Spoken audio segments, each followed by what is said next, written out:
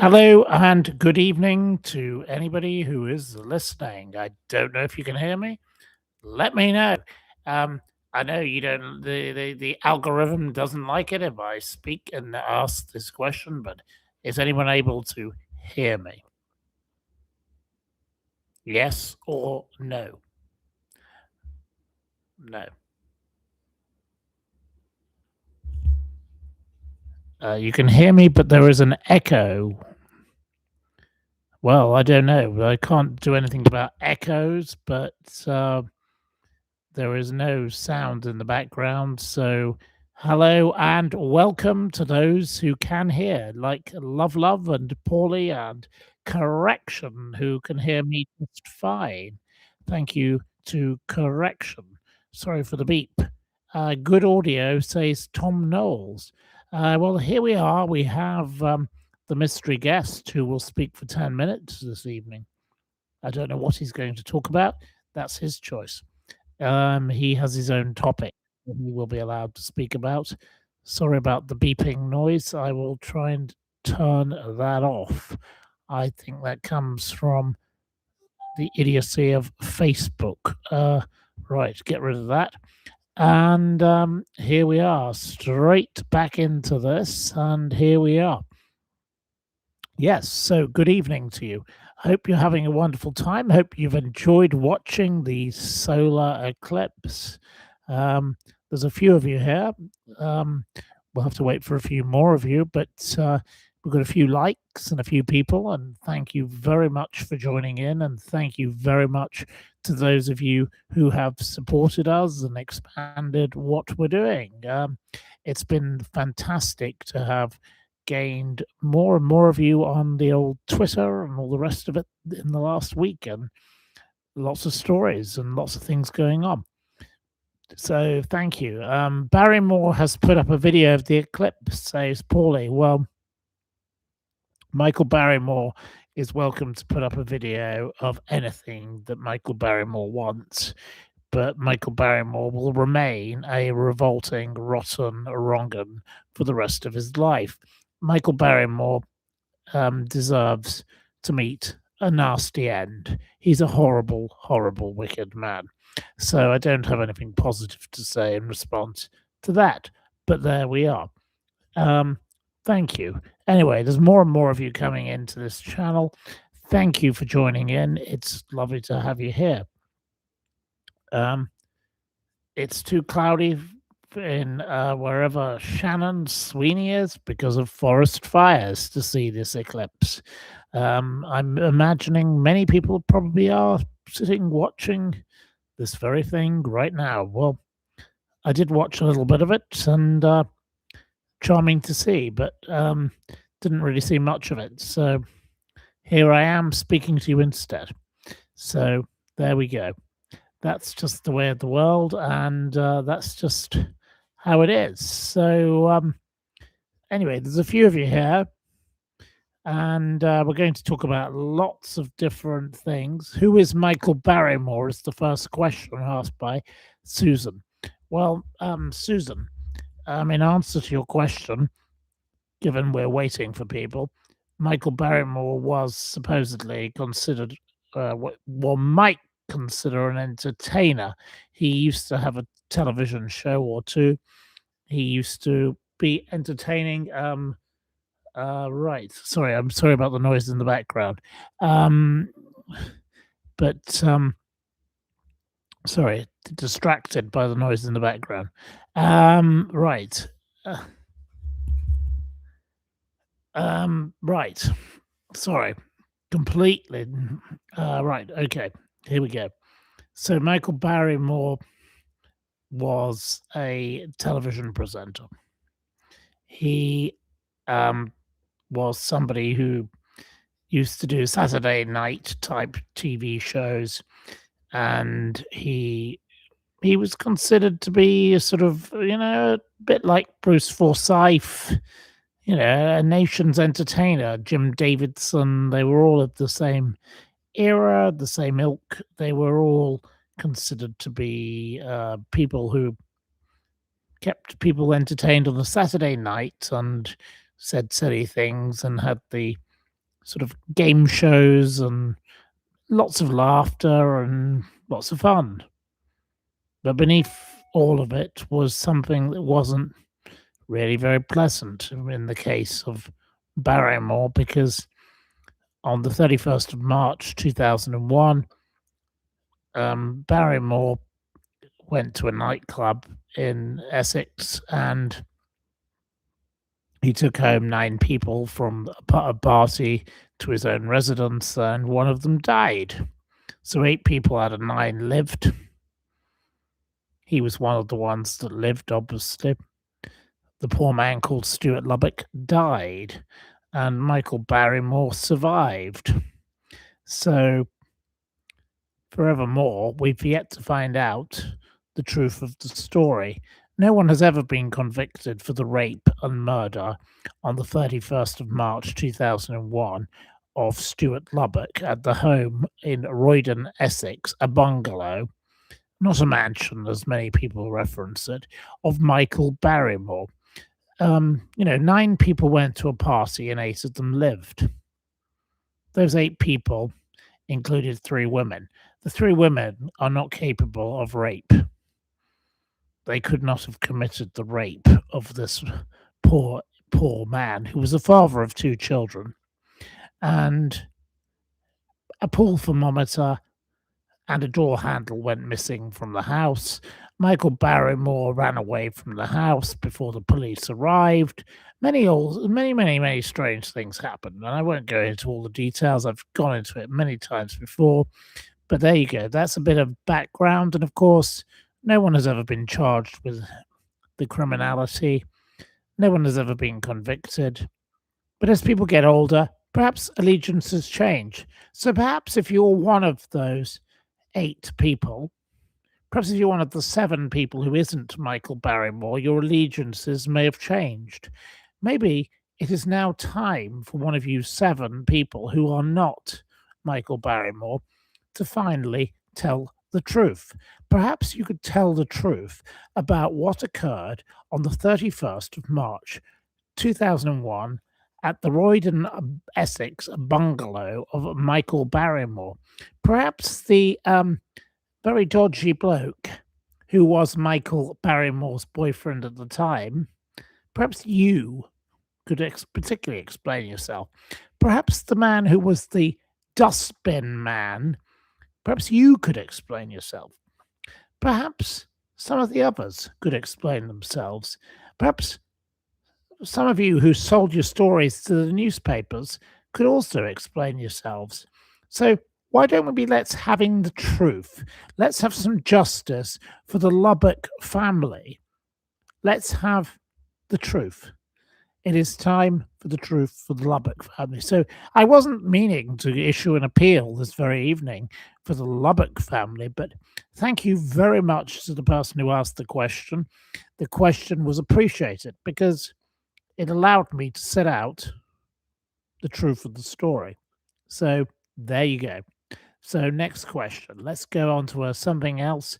You're loving my jumper. I look like Brideshead Revisited. It wasn't intentional. I'm not intending to look like Brideshead Revisited, but if you think that's what it's all about, so be it. Karren Preston, and Karren, thank you for all your lovely messages today. You've been a lovely lady. Thank you, Karren. It's disgusting to sell a story like this, says Karren. I totally agree with Karren. Well said, Karren. His time will out, just like Kitty and the others, still protected by the state. Well, at this point, maybe I'll bring in our mystery guest. I'll let mystery guest have his little few moments. I think Mr. Guest would like to speak with you for a little while and talk about various topics. It would be a good idea for him to talk now because, this is the point at which I'm happy to take a little break. So let him have his 5 minutes and speak with you if he's ready and available. No, he doesn't want to. Doesn't want to speak. Oh well, I do apologise. This mystery guest. I told him to be ready, but anyway, he's not. So, right, I don't know when he'll be ready. How long until you're ready? Well, I thought you were going to speak about a specific topic for 10 minutes. Well, I thought you were going to talk. I thought the mystery guest was going to talk about Cliff Richard and Jimmy Savile and David Icke. I thought that was his topics, but clearly I did not make it clear enough to the mystery guest. It is entirely my fault for not making it even more clear. But if the mystery guest isn't ready, we'll give him a few moments to prepare. So let's carry on with other matters. The disrespect Barrymore has shown to the Lubbock family is sickening, says Lisa.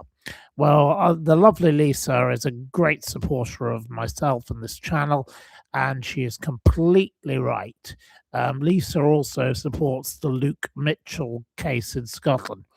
I don't know much about that, and I do get lots of messages from people about it.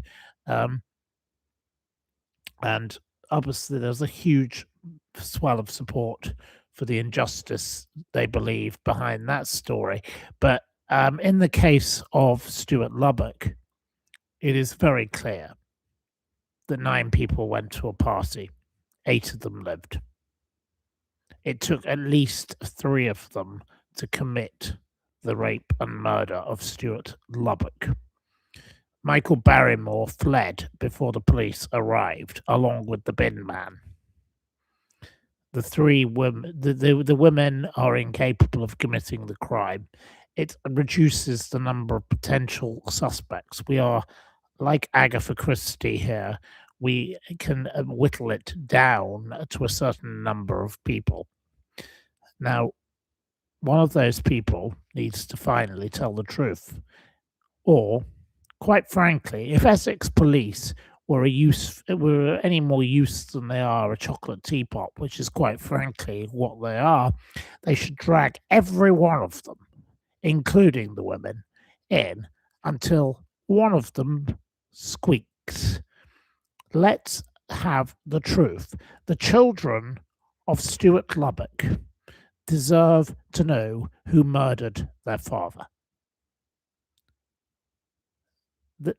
Stuart Lubbock's father, a man I was in touch with, Terry Lubbock, never got justice during his lifetime.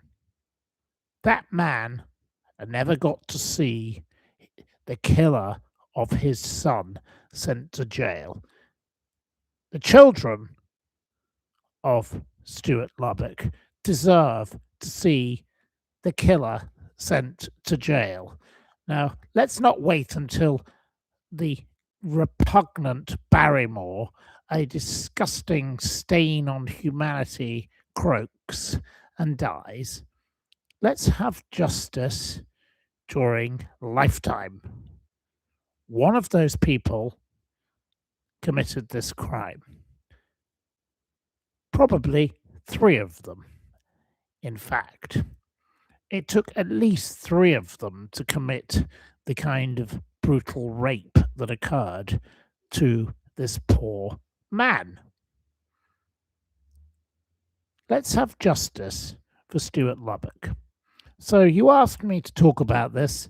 I'm prepared. I'm easily able to talk about these kind of cases because I know them inside out, because I've known them for so many years, because I know the people involved, and I know the horror and the terrible things these poor families go through. So somebody else asked me to talk about Amanda Knox. Well, there she is, Amanda Knox.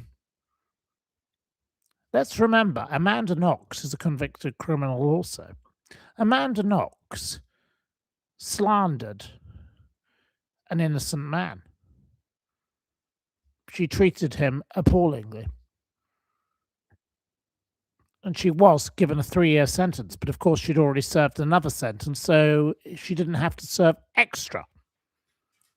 Amanda Knox is a piece of filth and scum, and she is being over-promoted by the Edinburgh Film Festival.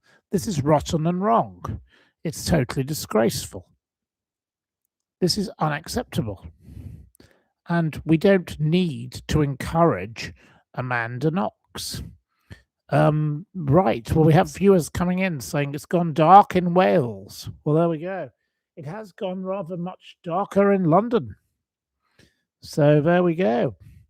Hey, Tigers, agree, or hey, Tigers, or Tigers, whatever you call yourself. We've never identified what your preference is, for your pronoun, or whatever you want to call it. You agree with me about Amanda Knox. Well, Amanda Knox, Foxy Knoxy, is definitely anything but Foxy. She's a complete fucking ghastly disgrace. It's absolutely appalling. It's bright in Dublin. Well, the Irish are always bright when they're on the Guinness, aren't they? So cheers to you in hey, Tigers or Tiggers. You're not prepared to identify yourself as a Tigger or a Tiger. We don't quite know what you are still. Sorry, have had a little rant about good old Barrymore, but Amanda Knox, no, Amanda Knox, she's an oxygen thief. The person we should remember is Meredith Kercher. We should remember Meredith Kercher's poor father, who's also dead. We should remember the poor Kercher family. They are the people who've suffered. Amanda Knox is a profiteer of misery, and she's enabled by Monica Lewinsky. Monica, her of the stained dress. Wonder why she kept that in a cupboard. I did go to the same university as Monica. Sol Kersner's wife did introduce me to Monica at a party. Monica, yeah, lovely lady, really not. No. Okay, you might like her and you might think, oh, poor Monica, she was a victim and all this. Yeah. Who keeps a stained dress in a cupboard for years, encouraged by some other fruitcake. Not quite a normal story, really, is it? And then she gets herself involved with another victim, Amanda Knox. Foxy Knoxy and dirty old Monica, they are a pair of disgraceful people, profiteering off this kind of disgustingness is morally wrong and reprehensible. It's rotten and it's completely incorrect. Not something to be encouraged. Monica with the cigar, as you say, Susan, precisely. Lisa says, rest in peace, Meredith. I agree with you, Lisa, of course.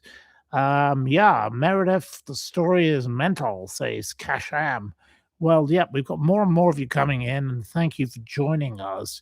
But it is a terrible thing. It's not poor Monica, says Susan. No, but it's not poor Amanda. Amanda Knox is an absolute piece of junk. She likes making money out of the misery of the Kercher family. If she wanted to do what she wanted to do, she could have gone and done it in Yugoslavia. She chose to come to the United Kingdom, where the Kercher family live. She didn't have to come and make her thing here, but she chose to do this so she could cause maximum input of misery, and they immediately responded by saying, we would rather you did not do this. Did she listen? No. Amanda Knox has not got an ounce of humanity in her wicked, twisted little left finger. She should be thrown back into the funny farm where she belongs. She's a piece of filth.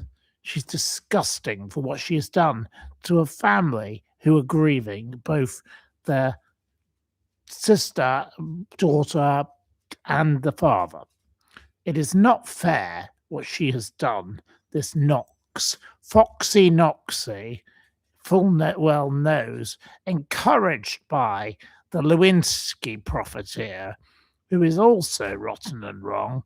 I used to say, well, she should be given a pass. Let her, the Clintons are vile, horrible people, but they're all making their money out of it. They're all dirty. They're all scum. These rotten people take advantage of a story and they make a profit out of it. And that is not correct. It's horrible and it's wrong. There you go. Edwina says, charge all of them under joint enterprise. Well, I don't know whether that would ever occur. Shannon Sweeney asked me, what did I think of her performance on Andrew Gold's channel? Shannon, I did not watch her program. I'm not going to give her the airtime of watching it because I don't want to watch Amanda Knox on anything. I watched a Netflix program about her, and that was quite enough. Amanda Knox is revolting. She's a thoroughly unpleasant lunatic who has abused the memory of a poor girl who could have been a wonderful person. And the thing I've learned in the last, couple of weeks is that these Knoxites, hashtag Knoxites, they are like the hashtag Letbeists. They are very strange people. If you take them on and dare criticize their favored, beautiful, innocent, white person, they have a go at you. Well, let me tell you this. I'll tell you all of this now.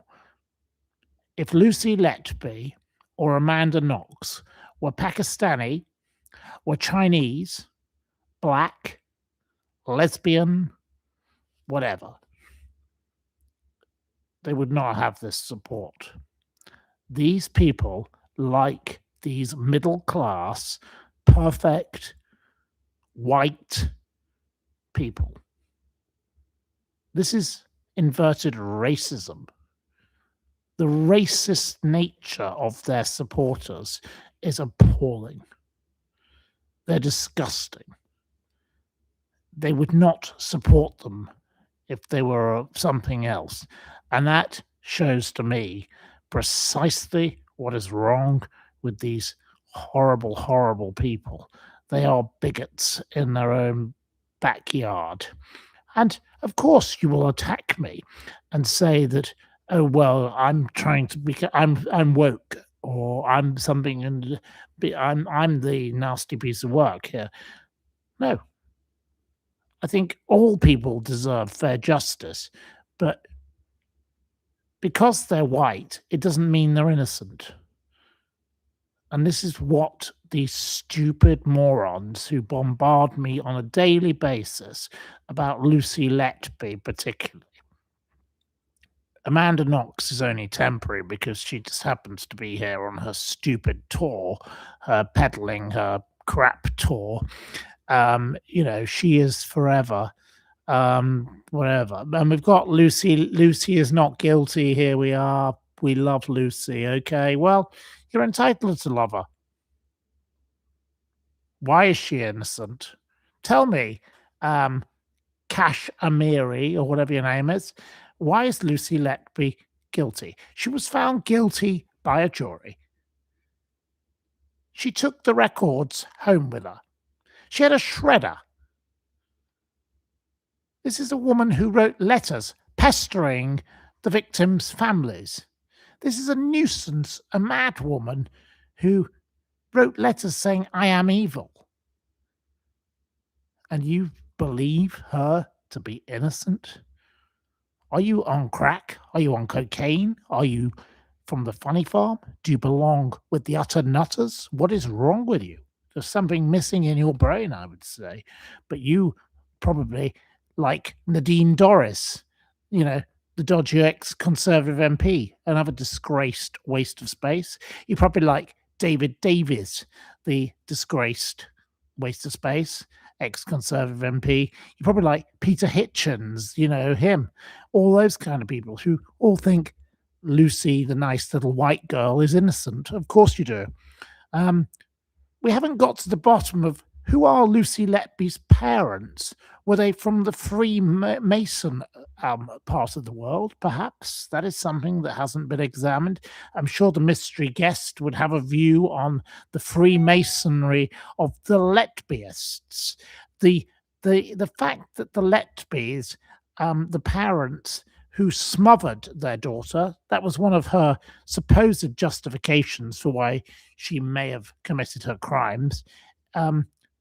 Lucy was smothered by love.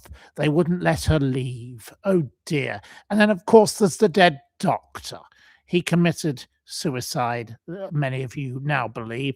He died. The man just died. He was having an affair with her, but it takes two to tango. Nobody coerced Lucy Letby into having an affair.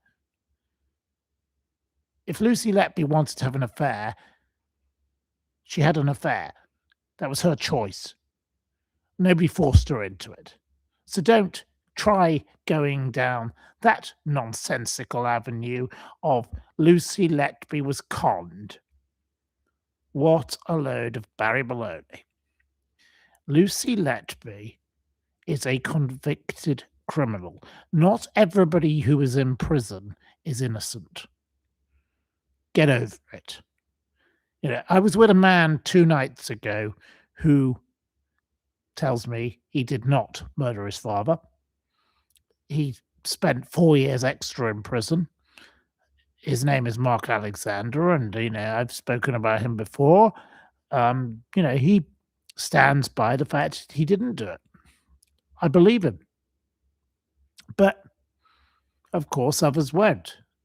That is the case here with Lucy Letby. Some of you do believe Lucy Letby to be potentially innocent. But where's your bloody evidence? Prove it. Stop sending stupid remarks like, I love Lucy, as one of you has just done. If Lucy were Pakistani, I bet you would not be sending me that. You are just stupid people. Don't send me silly remarks like that, because it doesn't help your case. So try harder, Letbyists. But quite frankly, remember this. All those innocent children lost their lives. They never got to grow up. They were never even Peter Pan, because they didn't even leave the ward of the hospital. They didn't even get to experience life outside a hospital because of what an evil bitch called Lucy Letby did to them, taking away their lives. They could have contributed wonderful things to the world, and Lucy Letby took it away. Lucy Letby stole the lives of innocent children. So perhaps you should think about that. Think about the brothers and sisters who never got to grow up with their brothers and sisters that could have been wonderful, wonderful friends to them. Lucy Letby took that away from them. Lucy Letby is a monster.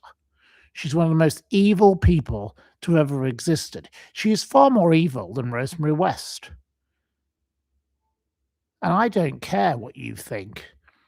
I think it's disgusting that you people think because she's a nice little white girl from a nice little town in, the Welsh borders who lived in a nice little semi-detached house, she should be excused. No. She's a murderess. She's a monster.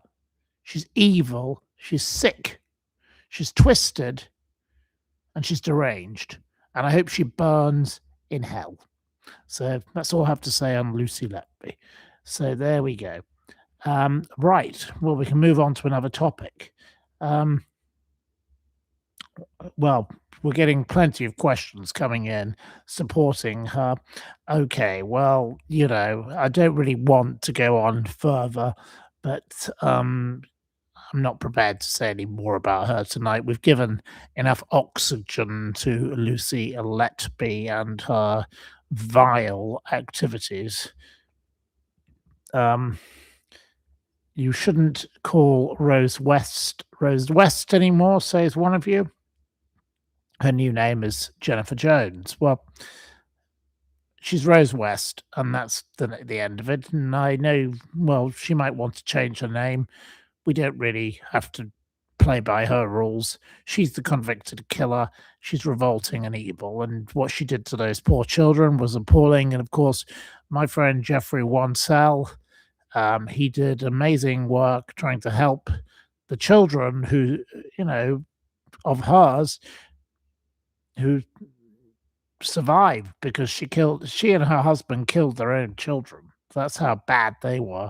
And Jeffrey did support the children who lived, but obviously some of them were better than others. But let's not go down that whole rabbit hole. Right, any more questions on this front? But let's not have any more Lucy Letby questions. I don't know if the mystery guest is capable of speaking. No, he isn't. It seems the mystery guest is unable to speak tonight, so we'll perhaps have to save him for another evening. There we go. Right, okay. Well, you'd like to talk about Beverly Allett. Okay, well, Beverly Allett is a differing case. I would say it's probably best I don't talk about the case of Beverly Allett, because I'm not an expert on Beverly Allett, but of course it's a very similar sort of matter, but I have no expertise on the case of Beverly Allett, sorry. A rose by any other name is still a rose. Well, in the case of Rosemary West, she's a rotten rose. That's all I shall say of her. You're wondering what the state of the mystery guest is. Well, the mystery guest is unavailable. That is all I shall say. It seems he doesn't wish to be available this evening, so we perhaps have to avoid his participation. There we go. Anyway, next question. Any more questions on this? Have I any fond memories of Rod Liddell? Rod Liddell was somebody who I don't know much about. I can say honestly, yet again, not much I can add to the narrative out there. I think Rod Liddell liked to shake up the world. I think it's a wonderful thing that he did shake up the world. It's refreshing to have people who stir the pot. Now, I have no expertise on Rod Liddell's opinions. I can see he was acerbic. I can see he pissed people off. He certainly did not care who he offended and whatever else. Did I agree with him? Probably not. No.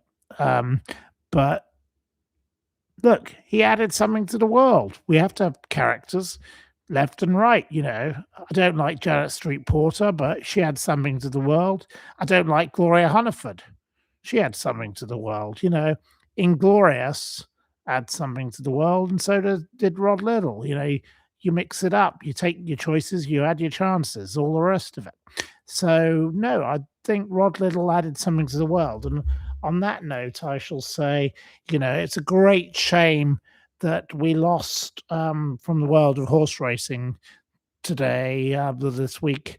As my friend Victoria Haig said to me, who's a former jockey turned trainer, we lost the wonderful Bo Echo, who was a perfect 6 from 6, winning 3 Group 1 races this season.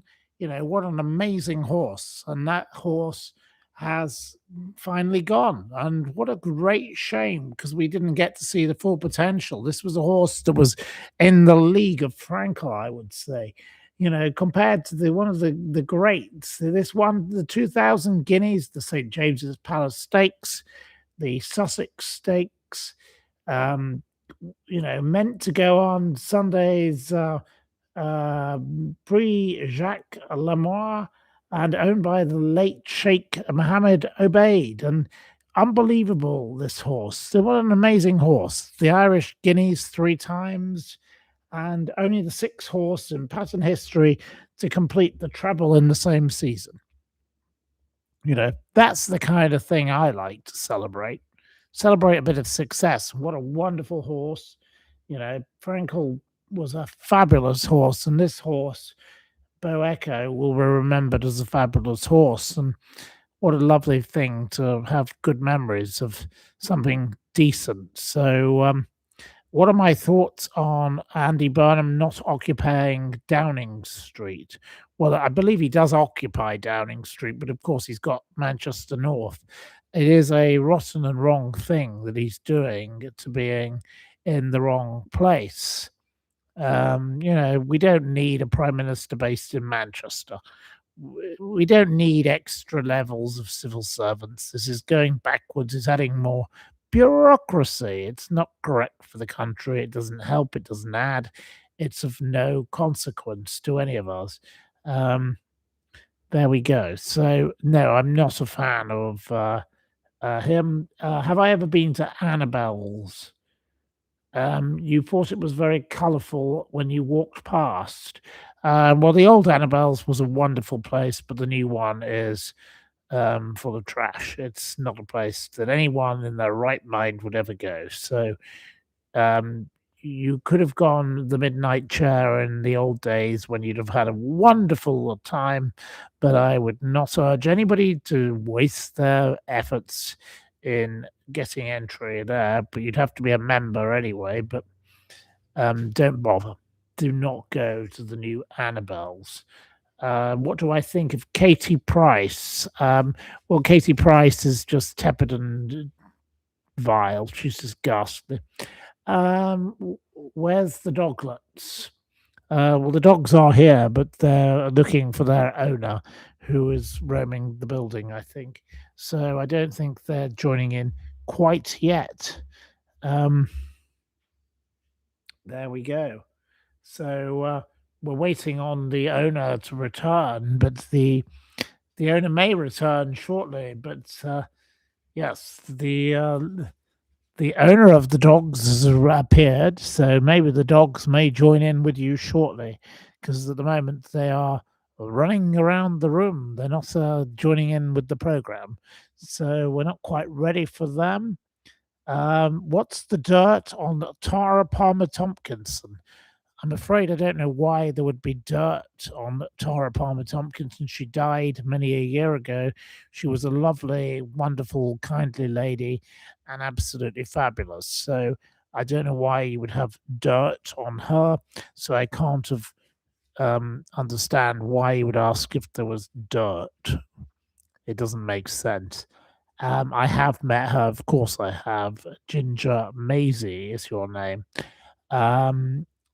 Karren went to Annabelle's and Tramp in the 80s. Well, didn't we all? Well, I didn't do it in the 80s. I probably went in the 2000s because, you see, I was born in 1981. But I'm sure Karren is not a day over 21. So I'm quite surprised Karren managed to go there in the 1980s.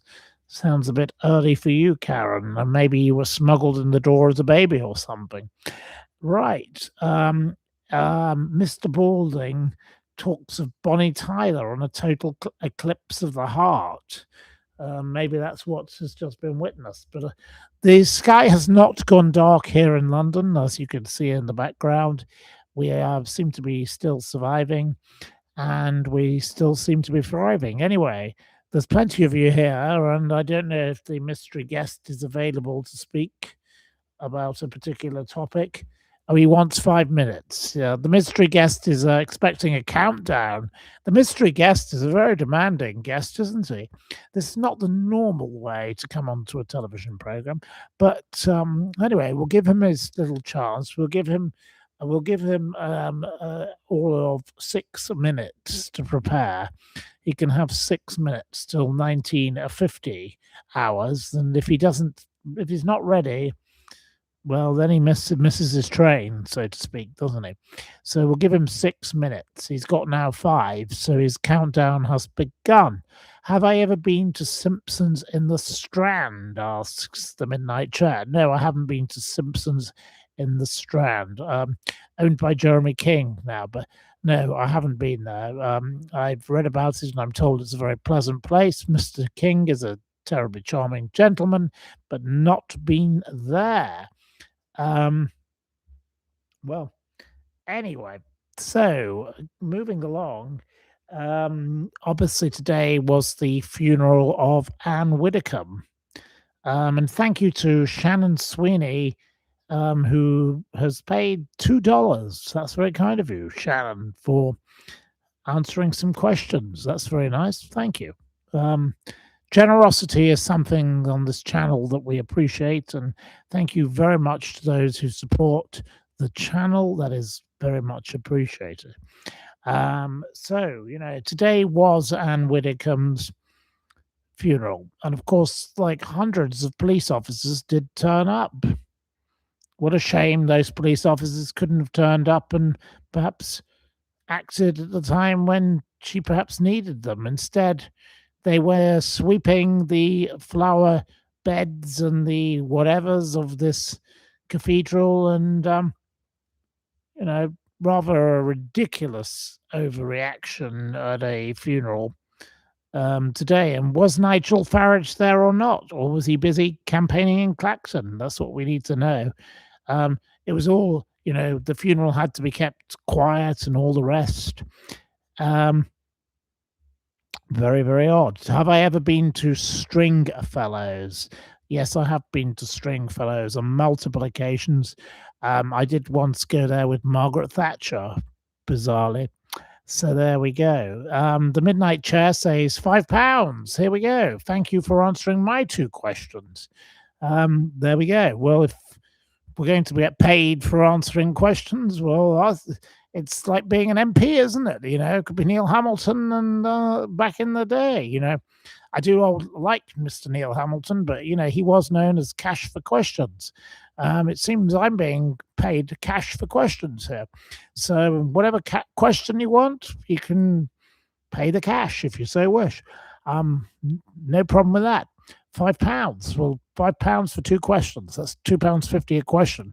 I think Mr. Hamilton got more like £1,500 a question, so we might need to up our budgets here. But anyway, never mind. Did I ever go to Stringfellows? Yes, I did meet Peter Stringfellow and many of his ladies of a certain persuasion, and of course Clive Sinclair, the inventor of the various devices.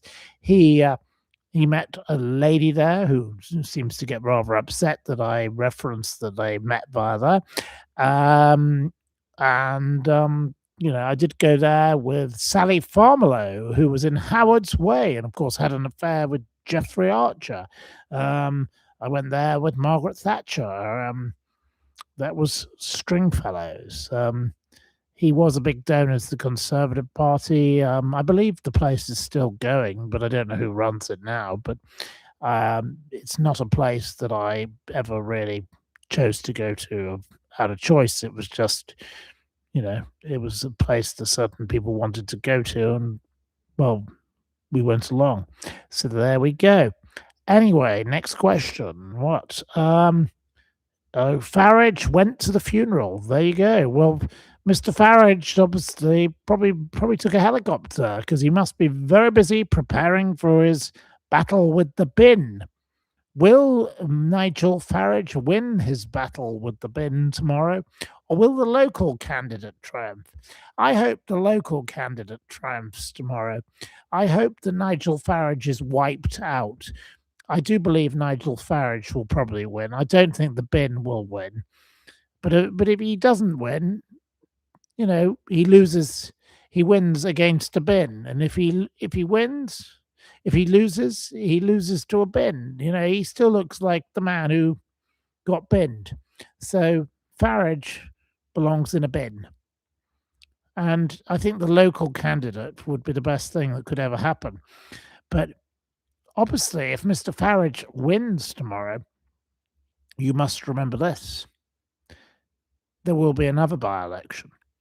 So another £350,000 of your public money will be wasted because there will be an immediate inquiry into his activities, and then there will be another by-election. This disgraceful man is corrupting your democracy. So anyone who celebrates Nigel Farage, and it's Farage as in garage, he's a disgrace. It's a totally rotten and wrong thing. It's not helping you to have him win tomorrow.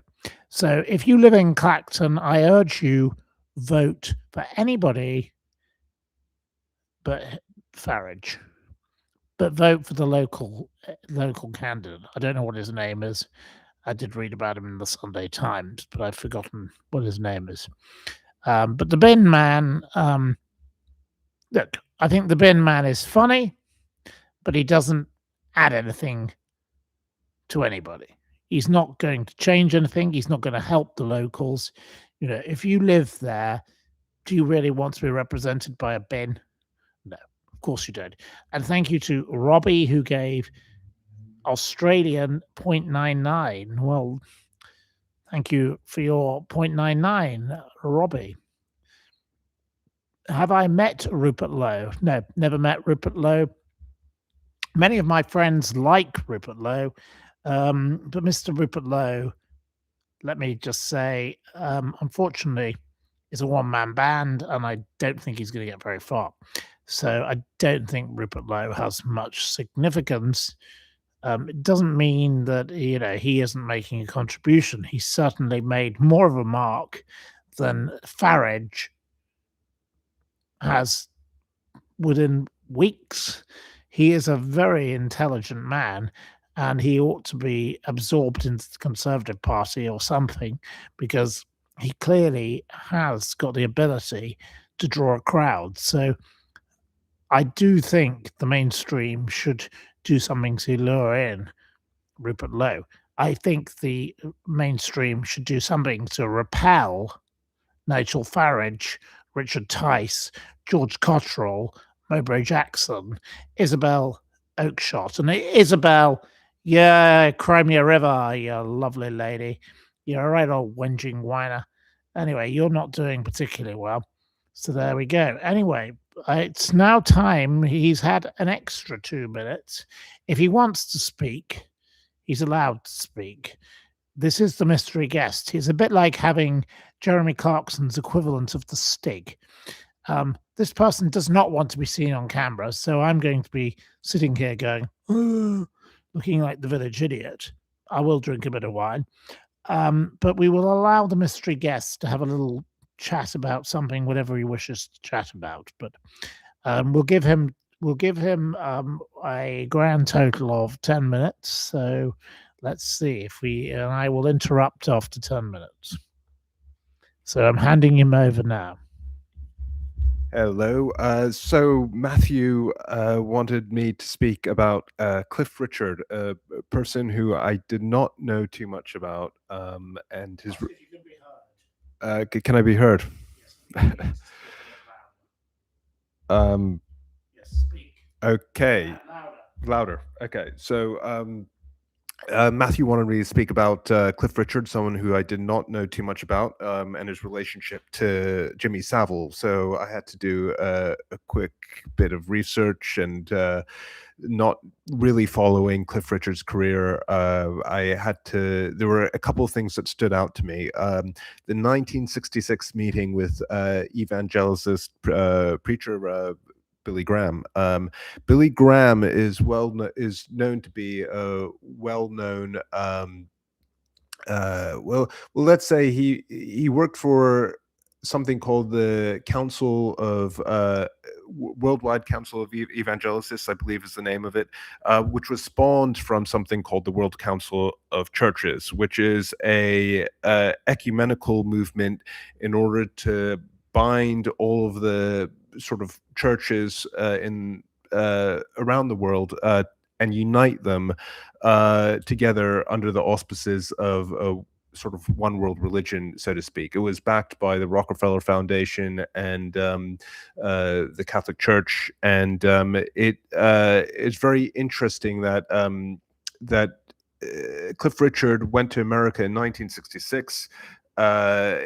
This seems to be like a turning point. That's when he's really started to become big. And Billy Graham has been a very well-known, well, if you do a lot of digging like I do, I'm getting all the signs of Freemasonry. He spoke with George W. Bush. Speak up. He spoke. He was embracing the idea of a new world order in 1992. Around the time George H.W. Bush, Herbert Walker Bush, who was a director of the CIA before he became president, he spoke about bringing the world into a new world order. And this is Billy Graham went on and met with Bush before the Desert Storm and delivered a message to him. This is someone who is supposedly supporting Christian values, yet is involved in some very nefarious activity. And Cliff Richard, in 1966, he kind of, that's where he got his evangelical kind of thing from. And prior to that, he was actually from Jehovah's Witness, and Jehovah's Witness was started by Charles Taze Russell, who was a Freemason in the 19th century. So this is all coming to, in a very short period of time. I'm starting to realize that, and maybe some of you have already known this, Cliff Richard is connected in with a lot of high-ranking pedophiles, such as Lord Longford, who was friends with Myra Hindley, and Lord Boothby, and the Crays, and who else? Jimmy Savile. He was reported to have been outside Elm Park Guest House and Dolphin Square. There have been numerous allegations of sexual abuse on by Cliff Richard, and there have been many allegations of sexual abuse on Billy Graham. I have someone following me on Twitter, a lady called Fiona Barnett, who wrote a 400-page book called Eyes Wide Open, and it is about her story about her being trafficked as a young child. But primarily in Australia, she was taken to the States, and she reported to have been raped by Billy Graham at Bohemian Grove at one of the parties. Bohemian Grove is a well-known sort of. It takes place in California, in the kind of near the redwoods, and this is where a lot of the American sort of political elite, were gathering, and there was some debaucherous activity there. And the other interesting thing with Cliff Richard is that he is, with all these celebrities, when they have a message, I've always found out that actually very often the message is what got them to the celebrity rather than the other way around. So a lot of people think that that once someone becomes a celebrity, they end up just kind of start floating their ideas or whatever comes into their head. Actually, what I find often is the case is that a celebrity is a vehicle for getting out ideas out to the public.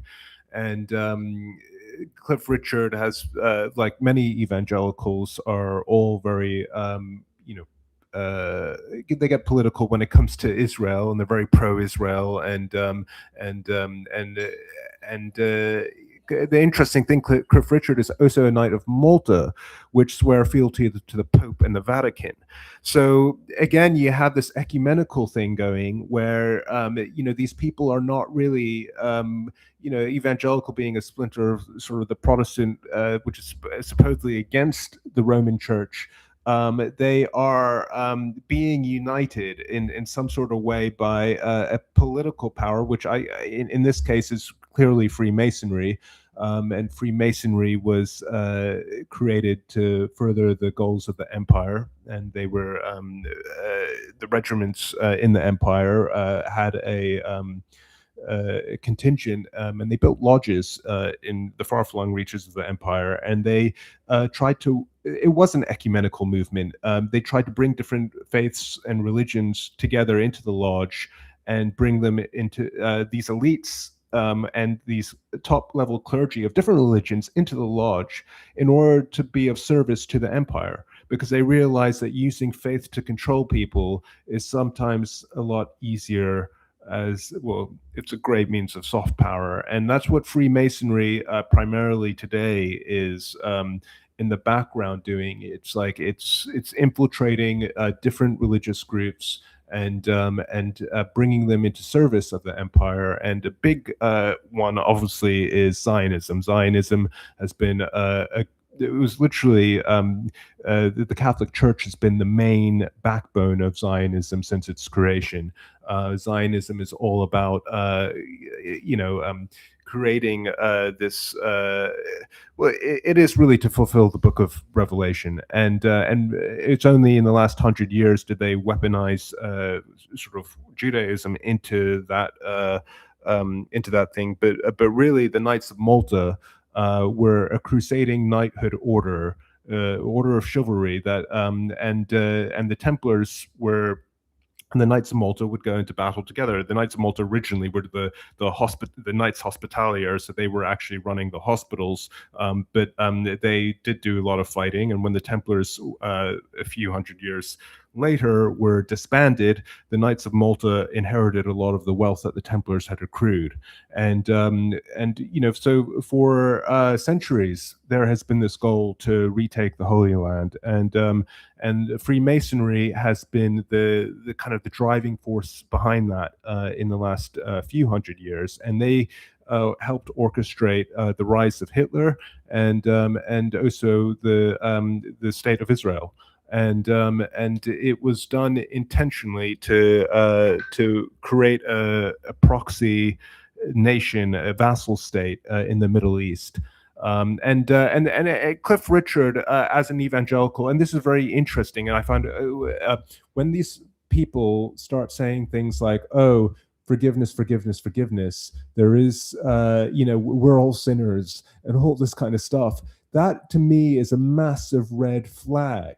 Don't forget, if anyone has seen the movie The Godfather, you see Michael Corleone. He goes into a church after murdering people, and he believes that he gets forgiven just by sprinkling a little bit of water and going into confession. Now, the evangelicals are in a way very the same. It's all about finding communion amongst sinners and believing that everything is just about forgiveness, that Christianity is only about forgiveness, which is absolutely not true. Jesus Christ was the main, he was the biggest threat to the empire that there ever was, which is why Christianity was co-opted in the 312 AD in the Council of Nicaea by Constantine. And actually it was about standing up to injustice, about raising human dignity and all this kind of stuff. And of course, a lot of the Latin Bible and all of the offshoots of that have kind of been manipulating words and text. And to this day, you have a lot of people who I have it on Twitter sometimes. So someone will say, "Oh, we're all sinners," and I'm like, "Well, first of all, I'm not a sinner." But then I start to think, wait, what sort of level of sin are you talking about here? And I start to realize that a lot of these people who believe that they are sinners are perhaps doing things that really are frowned upon by the general public. And when you have someone like Cliff Richard, who's always kind of going on about, forgiveness of his enemies and not being perfect and all this kind of stuff, and he's never really had a long-term relationship with a female. This is the other thing, he says that it's a very interesting thing, this Cliff Richard, and I will dive more into it now. Having found the Billy Graham link, the intelligence. Billy Graham was. Oh, this is an interesting thing. Billy Graham was accused of using his missions of being funded by the CIA. And Time magazine, they interviewed him and they said, "Oh well, is it true that your missions were funded by the CIA?" And he said, "Well, if they were, I didn't know." I mean, there are a lot of red flags around Billy Graham, and Billy Graham did a lot of his big campaigns for evangelical at Freemason halls in America. So they were renting out, or they had access to the Freemasonic halls, and he was meeting a lot of the top officials that he was meeting were well-known Freemasons. People like, I mean, well, Martin Luther King Jr. is one example. There's So I'm being asked to pass the mic. No. Okay. So there's a lot of very interesting stuff with Cliff Richard. He was definitely involved with a lot of the elites who were going to Dolphin Square and to Elm Park Guest House and to all this stuff. And Sorry, well, the mystery guest did give you a wonderful, insightful delve into this. His phone is beeping away, so that's why I've interrupted. So I wanted to say thank you very much to the mystery guest for speaking about it, and maybe we can have a little discussion now with the mystery guest about Cliff Richard, given what he's brought up. So, the mystery guest brought up about Cliff Richard having relationships with females. So what did the mystery guest think about Cliff Richard's, allegations about Sue Barker, a woman who has turned around and said she didn't have any relations with him? What does the mystery guest think? Why would this man come out with such silly things? My knowledge of Cliff Richard is only in the last few days when Matthew said he wanted me to speak on Cliff Richard and Jimmy Savile. So I do not know all of his relationships. I gleaned a lot from Wikipedia. Put it this way, the accusations that he's getting from several people, and then the fact that he hasn't had a long-term relationship with a female in his life, allegedly because he was focused on career, and then when a woman does pass away, he says, "Oh, she was the love of my life." Well, she wasn't in his life. Okay, well, the Blue Nomad responds to you to say she was a beard. Yeah. Was she a beard? Yeah, probably, yes. Probably. We're going to do a bit of back and forth here. This is a bit like Cliff Richard now being at Wimbledon. He gets up and he sings. Unfortunately, we're going to go back and forth with the microphone because the mystery guest does not want to be on the camera, so it has to go back and forth with the microphone. You talk about how Elton John got married. What do you think of Elton John, the mystery guest? Elton John, there's a lot of red flags. Again, Matthew is probably knows more about this than I do from all of the various people that he knows and getting direct emails from people. But a lot of celebrities are placed into these positions, and I do believe that. At least, with Hollywood, it's definitely a lot of actors and actresses are connected with CIA work. That is well known, and Freemasonry as well. Freemasonry, put it this way, Freemasonry was believed to have been started by Francis Bacon, who was one of the reputed authors of the Shakespeare works. I believed he did it in a coterie with various other people, but it is clear that bringing up Amanda here. Well, yeah, exactly. I do agree with her about. Mention who she is. Okay, well, there's Amanda Eliash, who has recently done a documentary on who was it? Edward de Vere. Yeah, on the authorship of William Shakespeare. So she's an Oxfordian, and so she believes that Edward de Vere was one of the authors, and I believe that Francis Bacon and Ben Jonson, Christopher Marlowe, and various others were all kind of crafting this, and a lot of clues.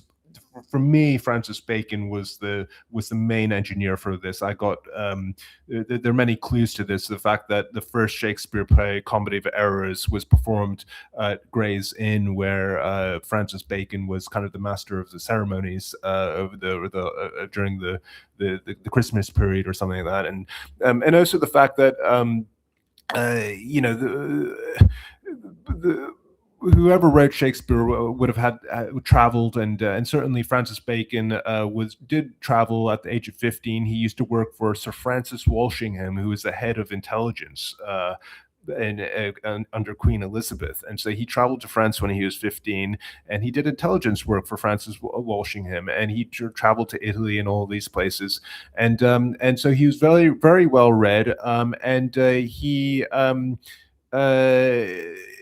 There's just a lot of clues pointing to Bacon. As I was not geared to speaking about Bacon, I won't. But my point is that Shakespeare's plays have always been performed by actors who have been associated with the Freemasons. Freemasonry is a performative society in a way. They're very literate, and for example, in Central Park, outside the Metropolitan Museum, there's one of these Cleopatra needles that was taken from Egypt, and it was placed there in Central Park by Freemasons, and underneath that needle, they buried the complete works of William Shakespeare, and so there we go. Well, there's also, of course, a needle in London. Yes, and now it's actually. So, what does the mystery guest think about that? That needle is exactly where Sir Francis Bacon. He lived just around the corner from there. He literally down within 100 meters. Well, we're going to go back and forth with a bit of this. One of you wants to ask what the mystery guest knows about Daniel Kinahan. I don't think the mystery guest will even have a clue who Daniel Kinahan is, but I'm an expert on Daniel Kinahan, but I'm not really. Nicola Tallant, my wonderful friend in Ireland, is, but let's see if the mystery guest has a view on Daniel Kinahan's extradition from Dubai. Let's see whether he has any views on that, and whether that this will lead to the destruction of international crime and drug dealing and all the rest. What does the mystery guest think about Daniel Kinahan? I briefly saw that news story. Kinahan has not really been an area of research that I've been focused on. However, organized crime and intelligence services definitely work together, and that's something which I do like to look into. Well, the mystery guest happens to know rather a lot about other people in that orbit. We're not going to ask him to go into it today because I suspect he would rather talk about it when he's prepared. But obviously, there are certain areas of London like Knightsbridge and Portland Place. I'm not going to name the people involved, but the mystery guest, would you like to come and talk about that on another occasion? Talk about, sorry? Portland Place and Beecham Place. Yes, I could certainly do that on another occasion. You see, that's where his expertise lies. You see, he's better off when he's prepared. The mystery guest is somebody who will have to think of a way of putting him on camera but not being on camera, because having me sitting here looking like the village idiot is looking utterly ridiculous. But there we go. So, well, thank you to the mystery guest for a remarkable 20 minutes of contribution here of various topics. In fact, more than 20 minutes, nearly 25 minutes.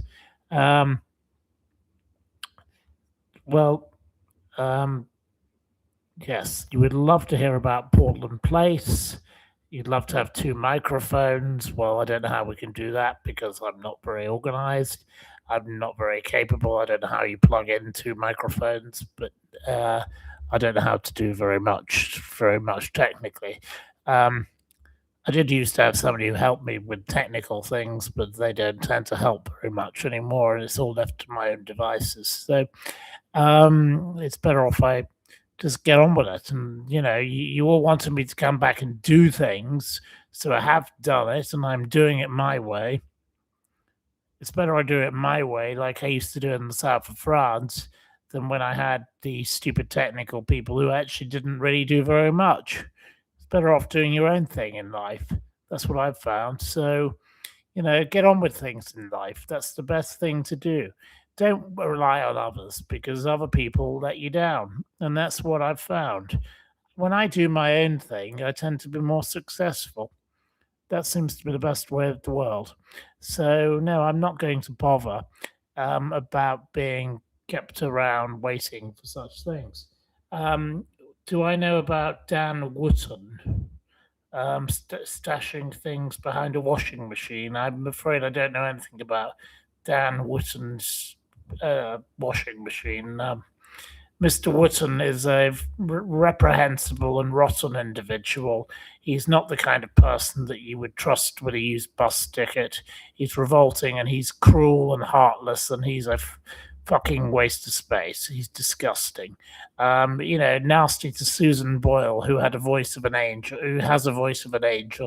What a bully he is. What a nasty little piece of creep. We don't like Dan Wootton, so no, I don't care for him. What about Keith Vaz? Well, Keith Vaz was a paedophile MP. He's disgusting. May he burn in hell when he eventually dies. I believe he's still alive. The sooner he goes, the better. May he croak. Awful person. Do I like? Would I get the mystery guest to come on with a Spider-Man mask? He might not like that, I don't think. I think he'd prefer to have some kind of screen behind him. Could he wear a Batman mask? I don't think he'd want that either. Right, but anyway, we're getting thanks to the mystery guest. Thank you. So there we go. Well, we've got a few of you here and a few of you joining in. Have we any questions on any other topics? I don't know where the one that's meant to be helping me with this quiz is, but he seems to have vamooshed. So I don't know where he is. The mystery guest clearly has a slight Irish accent. Did you know that Bezos is looking at acquiring a stake in Liverpool? Well, stranger things have happened. What was Corey Feldman like? I've never. I did encounter the Corey Feldman only via Sean Atwood. The mystery guest is putting his hand up. Maybe the mystery guest has something to add. So maybe we'll let the mystery guest make a remark. Before we do, Enigma Blue would like to say Anne Widdecombe was buried today. Yes, well, Anne Widdecombe was buried. Yes, a funeral did occur. So there we are. May Anne Widdecombe rest in peace. Whatever horrible things happened to her, the poor lady did not deserve to die in the horrible way that she died. But the mystery guest would like to speak about Corey Feldman, I believe. So I'm going to hand you back to the mystery guest.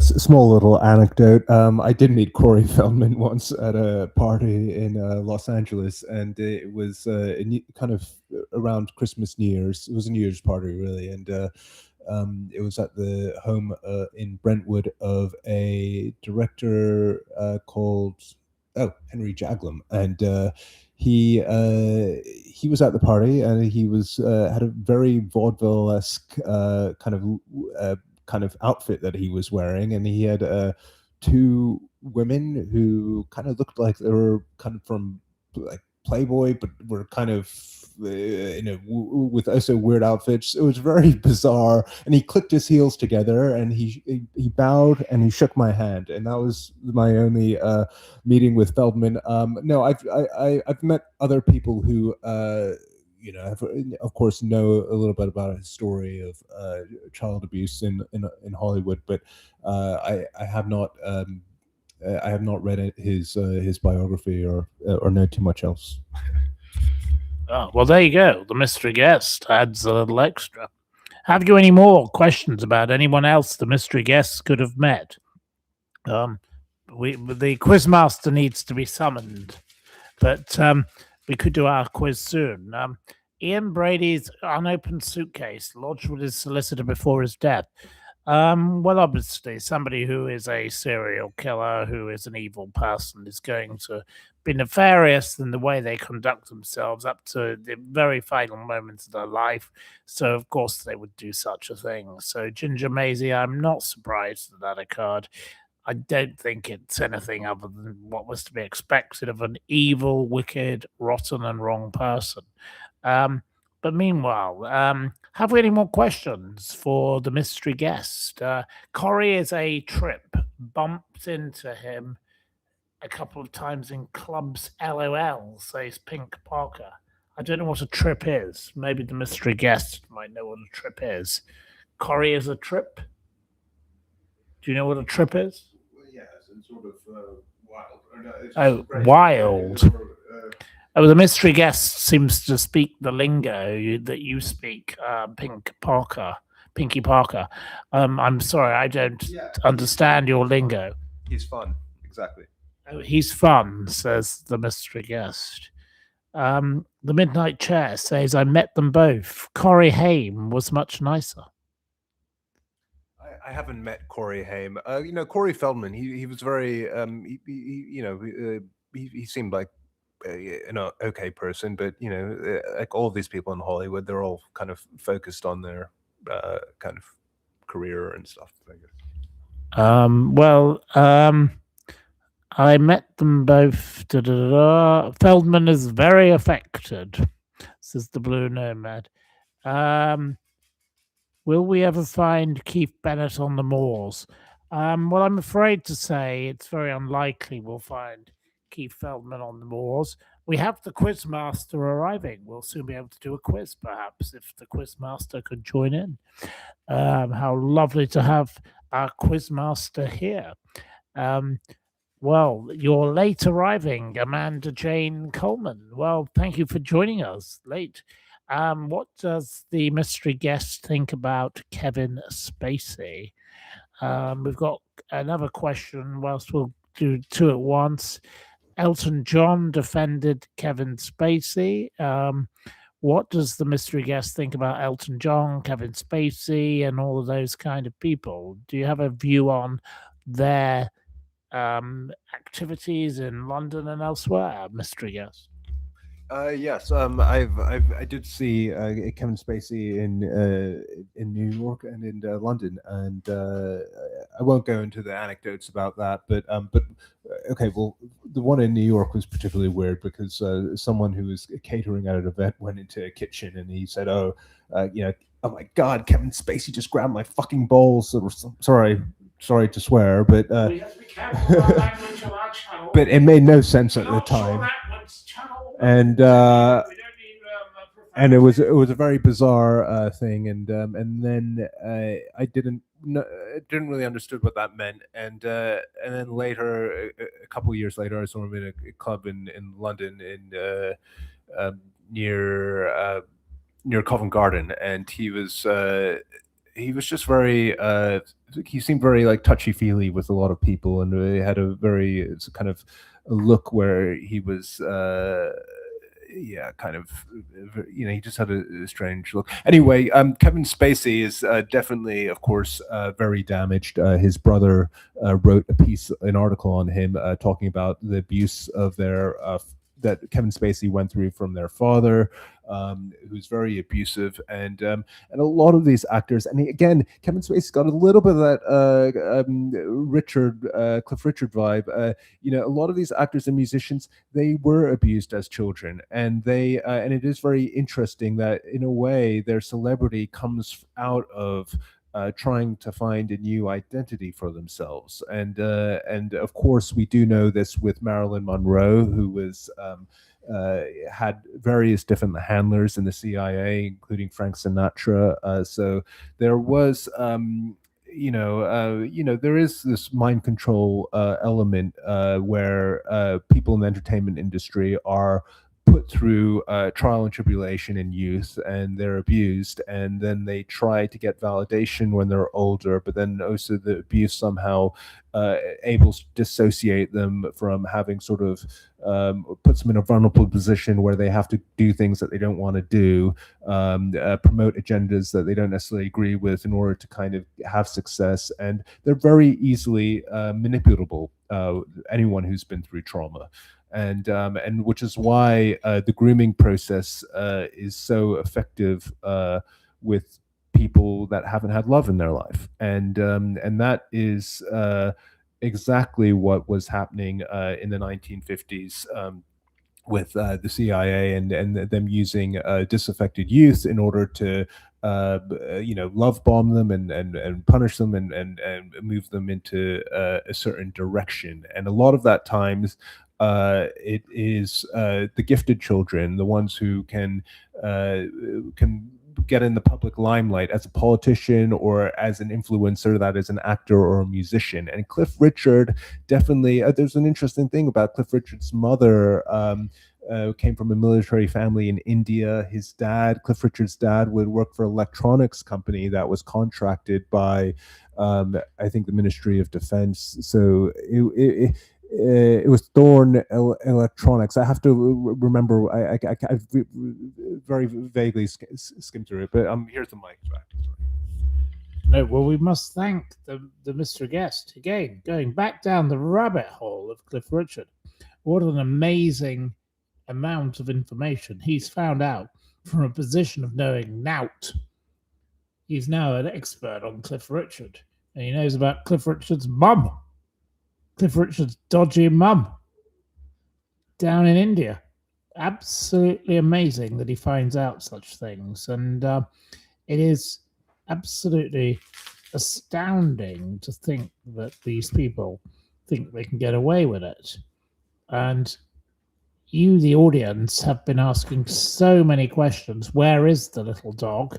Obviously, well, the dog hasn't yet joined in, but maybe will. But they would like to ask the mystery guest about perhaps Shia LaBeouf and Justin Bieber and who was the other one? John Craven. Three questions. Shia LaBeouf, Justin Bieber, I've heard of. I haven't heard of John Craven. Craven was news round. Okay, I don't know. Anyway, as far as Justin Bieber and Shia LaBeouf go, there's definite signs of MK Ultra psychiatry going on there. Justin Bieber, I think, was on meds at a various point, and Shia LaBeouf's outbursts and his huge egotistical thing obviously is coming from some sort of abuse. I believe he was a child actor that was acting at a very young age. I saw a video of him actually right after 9/11. He was doing a promo for it was some 9/11 very cheesy 9/11 thing where like America, these actors are used to promote and musicians are used to promote agendas, and that is where the abuse comes in, and it kicks in, and it makes them egotistical, makes them malleable, and makes them do things, be a vassal for ideas in order to get ahead. And it is an absolute fact that the CIA have contracted psychiatrists to do this, and the CIA are using the entertainment industry to promote. Sorry. Well, no, you're getting questions. So let's have, it's very hard to do this when we've only got one microphone and we've got one person sitting in front of a camera and one who won't sit in front of a camera. The question is to the mystery guest: do you think Shia, who I have met, is another Disney victim? Is he a Disney victim? Just answer the question straightforwardly and quickly, because then I'll fire another question at you. If he worked with at Disney, I'm sure he was. If that's what is proven, I do know Walt Disney was a pedophile and was a Freemason in the Jacques Mollet Freemason group, and he worked with Rodal on propaganda to get America into World War II. So I definitely believe that a lot of these Disney kids are definitely groomed, and there's been a lot of Was he a Disney allegations. kid? I don't know if he was in the Disney Channel, then of course he was a Disney kid. I do not know if he was. Okay, no, there's your answer to your question. He doesn't have a direct answer to that question, but he's answered in a different context. Thank you to the mystery guest for that. Your next question is did they have any connection with the whole matter of Judy Garland?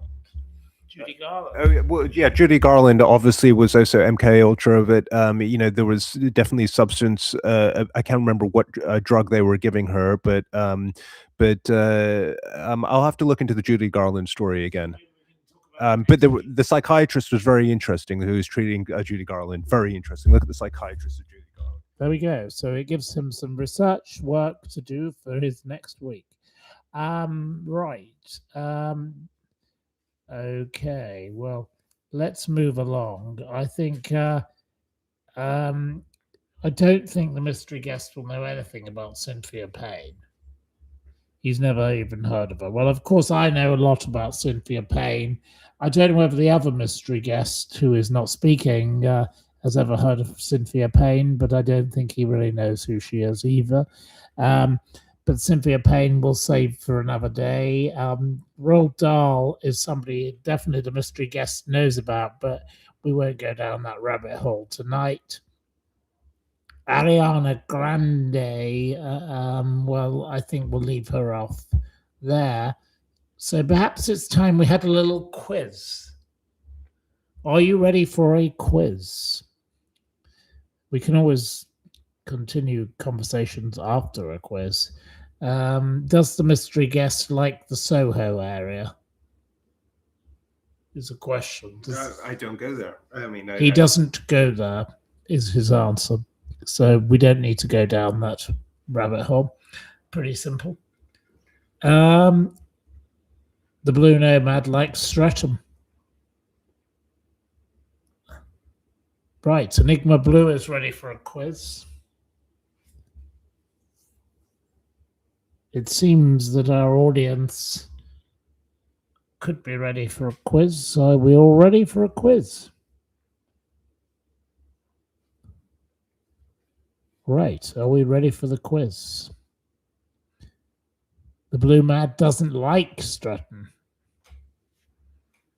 But Hey Tickers is ready for a quiz. Right, okay, well, we have somebody ready to take marks on a quiz, whose home we have inflicted with our presence. So let's go for it, as the Julie Cole says. Now, there are quite a few of you here. Well, Ross says the Devonshire Arms pub in Soho does a fine pint of Guinness. Well, I can't say I've been to the Devonshire Arms pub in Soho, but the mystery guest is being told, I've just made a viewing device from a cardboard box. I grew up with Blue Peter and whips it across my neighbours, and I'm going to watch you and swear away. I don't know what that means, but there you go, mystery guest. Amanda has told you this. Quiz time. I'm ready to feel dumb, says Spanner. Mr. Balding says Quizmaster.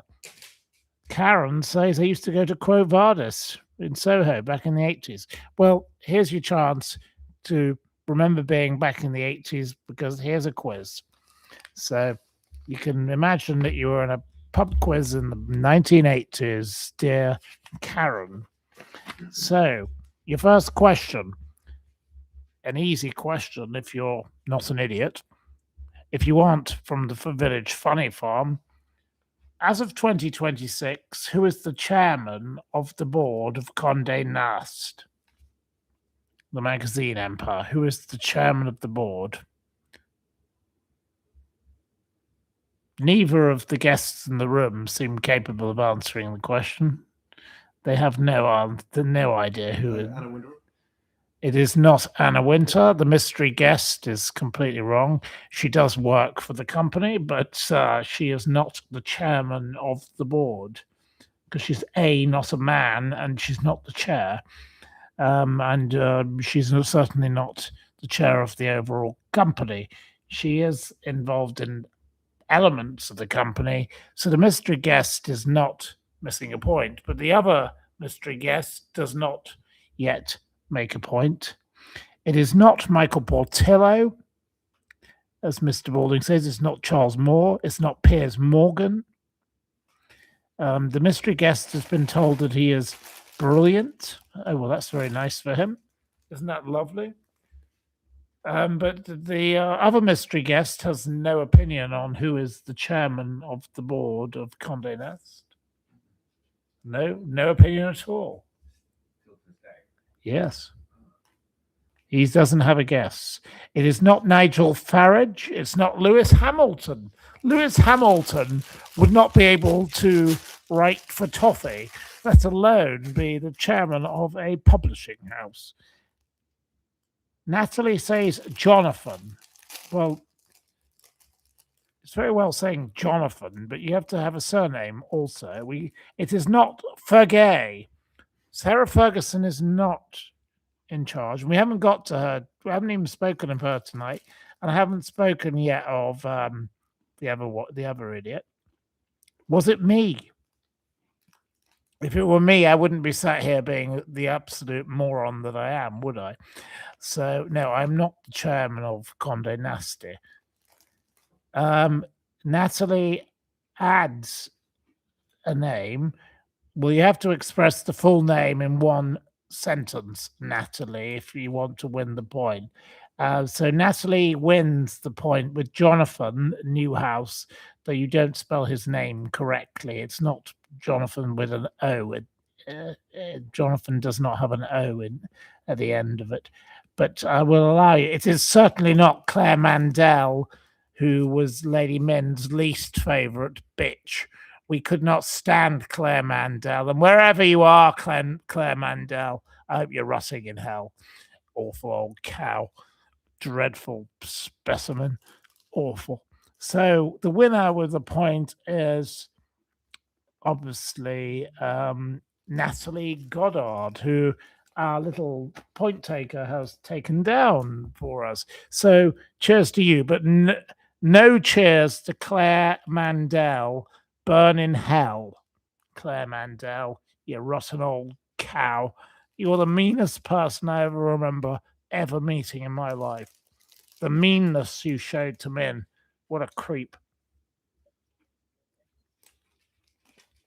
And my guests here know full well who Claire Mandel is also. So I'm sorry to those of you who don't. But next question.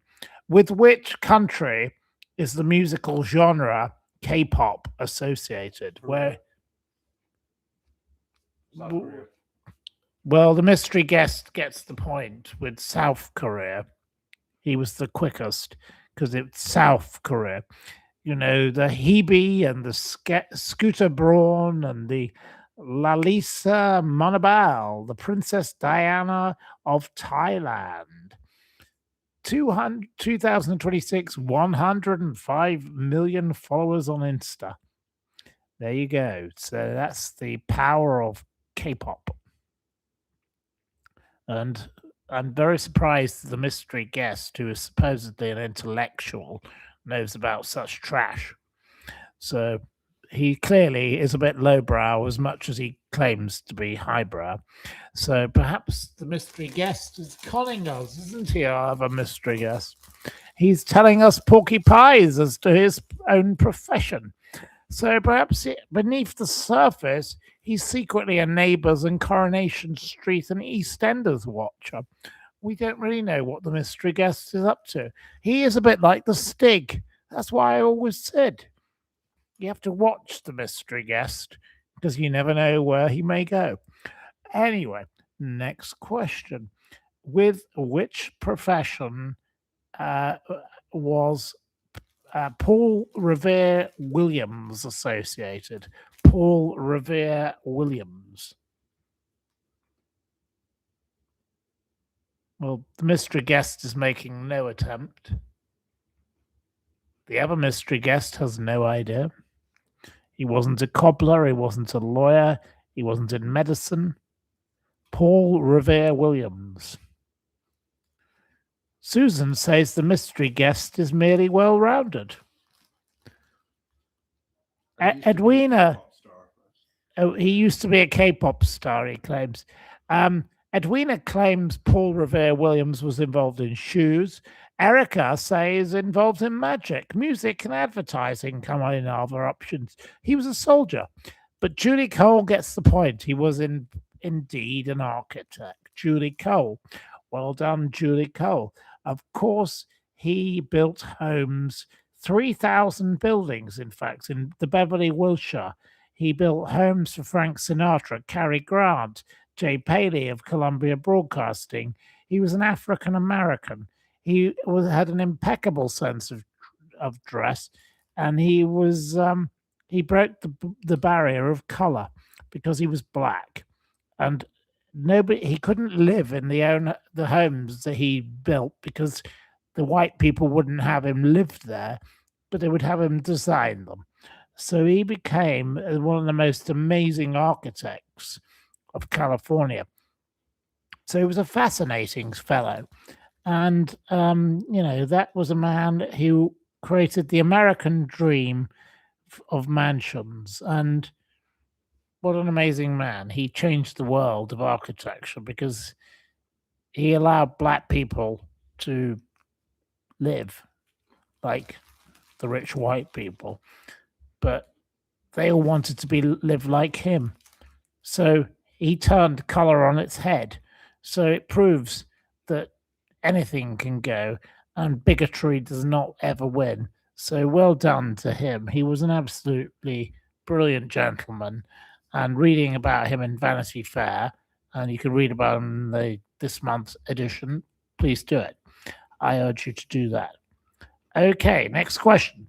What nicknames does Newcastle United Football Club have? What are the nicknames of... Well, the mystery guest number one gets a point. There you go, the Magpies. He can have the point. He got there before you. He needs to speak louder. The mystery guests, if they wish to speak in the background, they have to shout because it's not fair to me because it sounds like I'm cheating and I'm making myself sound like I'm winning because they do exist. I know you don't see them, but they are here. But the other alternatives, of course, are the Toon Army, the Geordies, and they were, as a club, founded in 1881 as Stanley Football Club. They were not originally called Newcastle. Of course, they were owned by Amanda Staveley, who is currently trying to buy West Ham from the wicked, horrible David Sullivan. So... the lovely Amanda Staveley, an interesting lady, if ever there were one, and her husband, Mahad Gadusi, who, of course, I used to know, but I haven't seen in years. But there we go. There we are. They could be on the warpath, and they could soon be owning West Ham instead. Anyway, next question is... in which London street would you find memorials to Samuel Pepys and Lord Northcliffe? Which street would you find a memorial to both Samuel Pepys and Lord Northcliffe?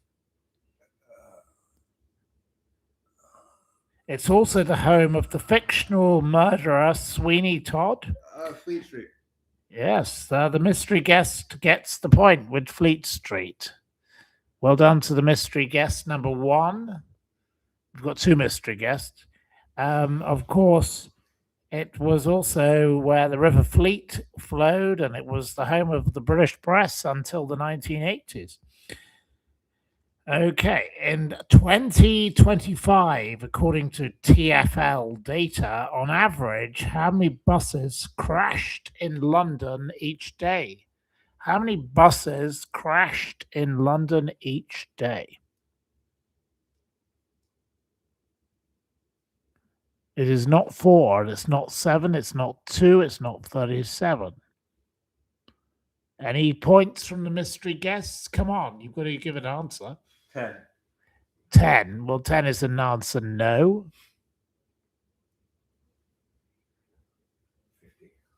50. Well, mystery guest number 2 has come the closest, so he gets the point. The answer is 44. There were 15,390 crashes in the last year. It was up 20% on 2019. Bus drivers generally have been falling asleep at the wheel, injuries to pedestrians. They've been creating sleep pods for them, eye monitoring cameras, but none of it has worked. Thank you, Sadiq Khan, for wasting yet more of our fucking taxpayers' money, you stupid fucking cunt. You are a fucking wanker.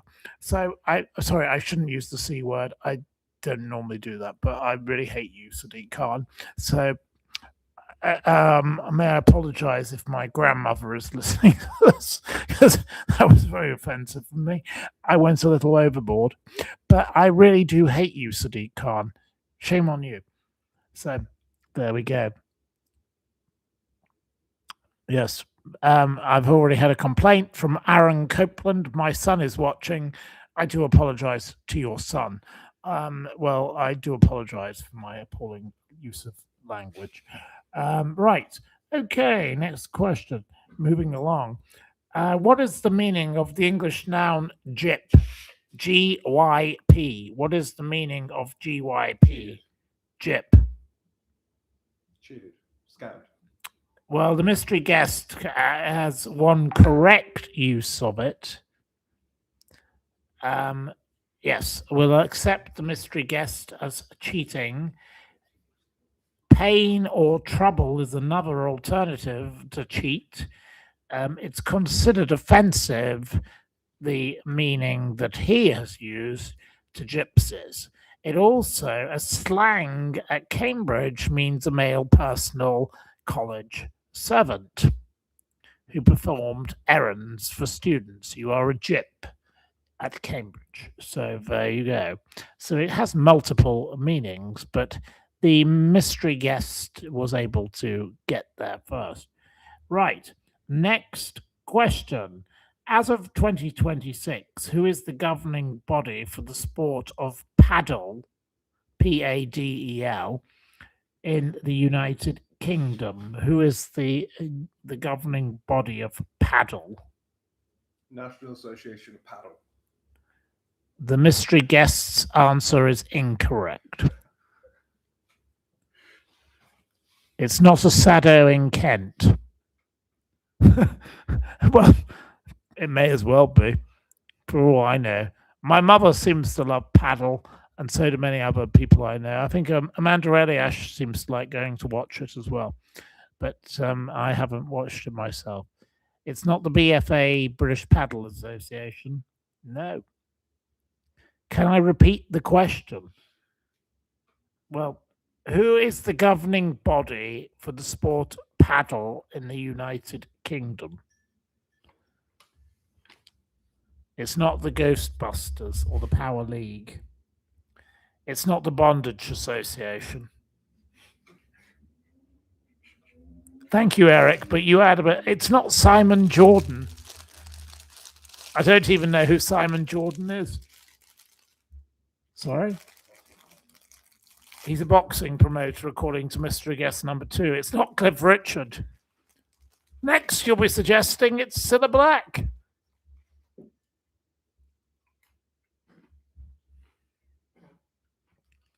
It's Sue Barker on a Tuesday.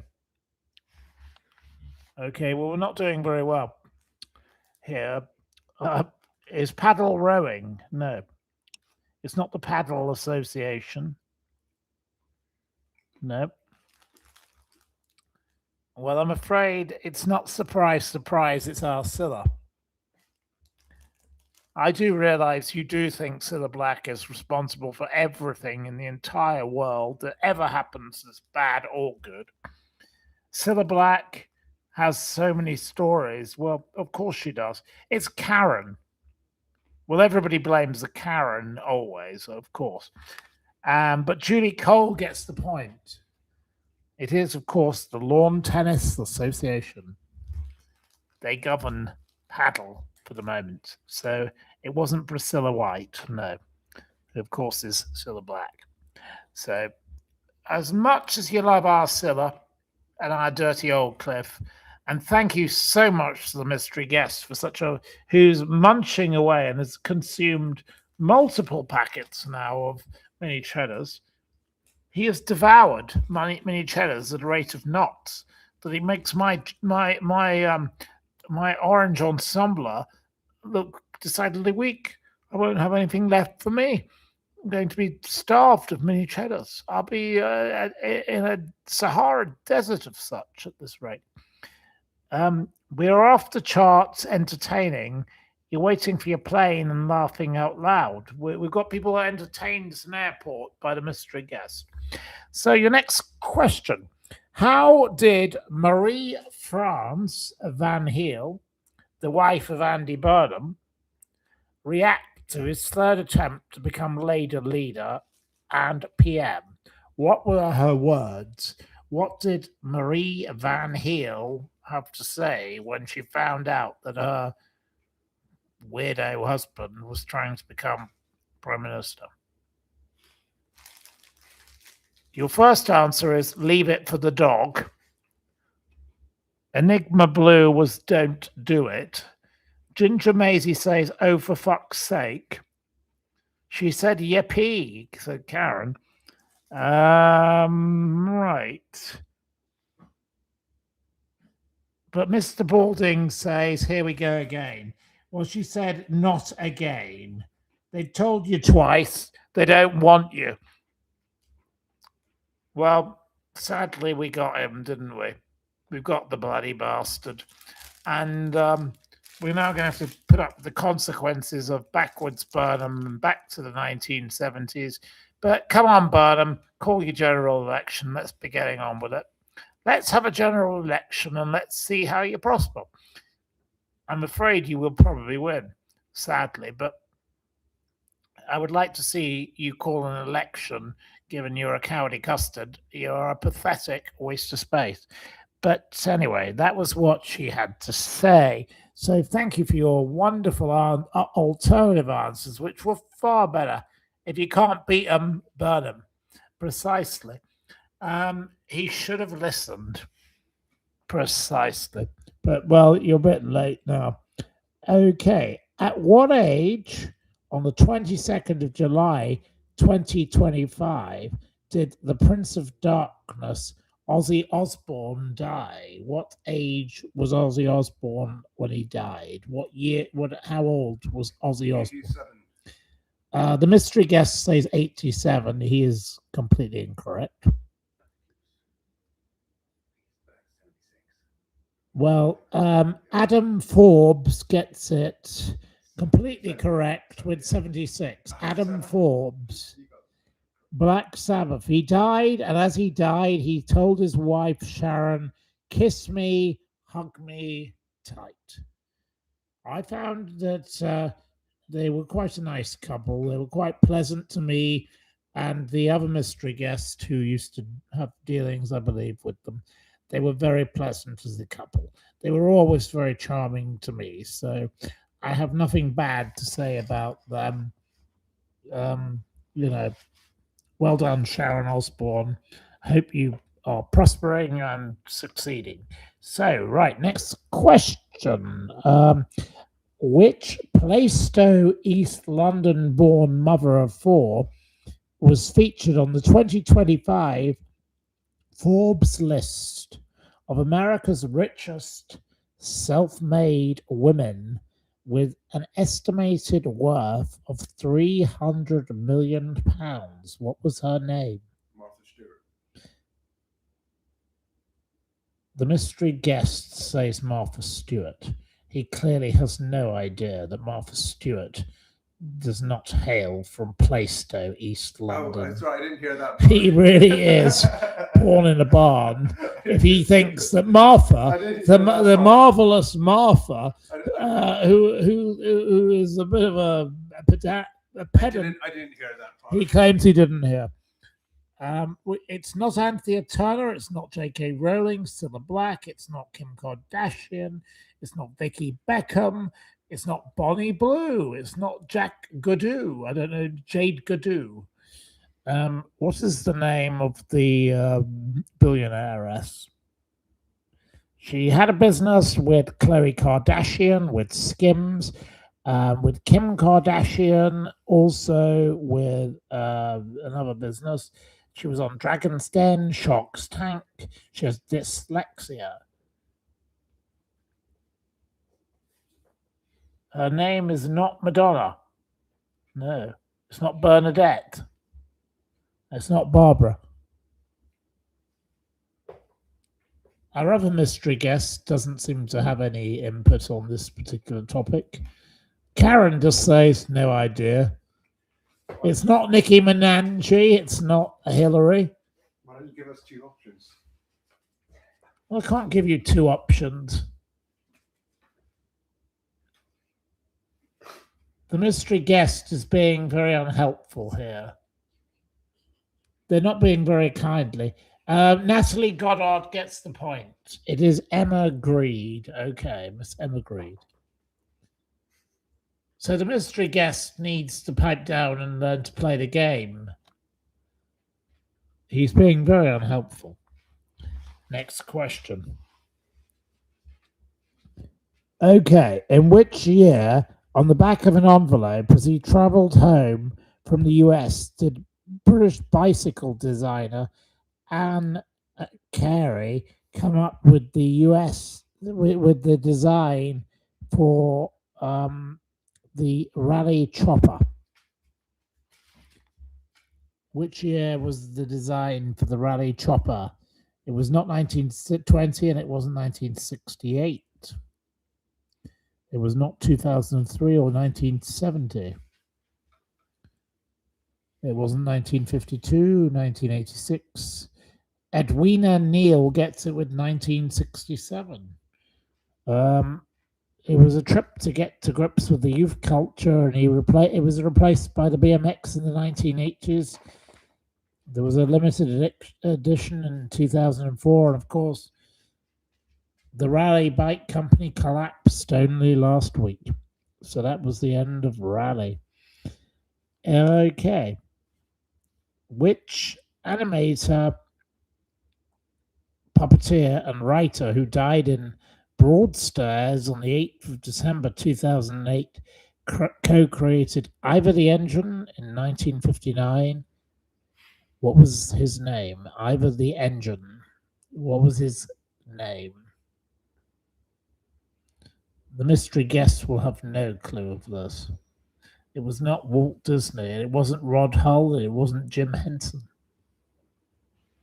The mystery guest is now looking at his phone because he's bored by such questions. He clearly has no interest in Ivor the Engine.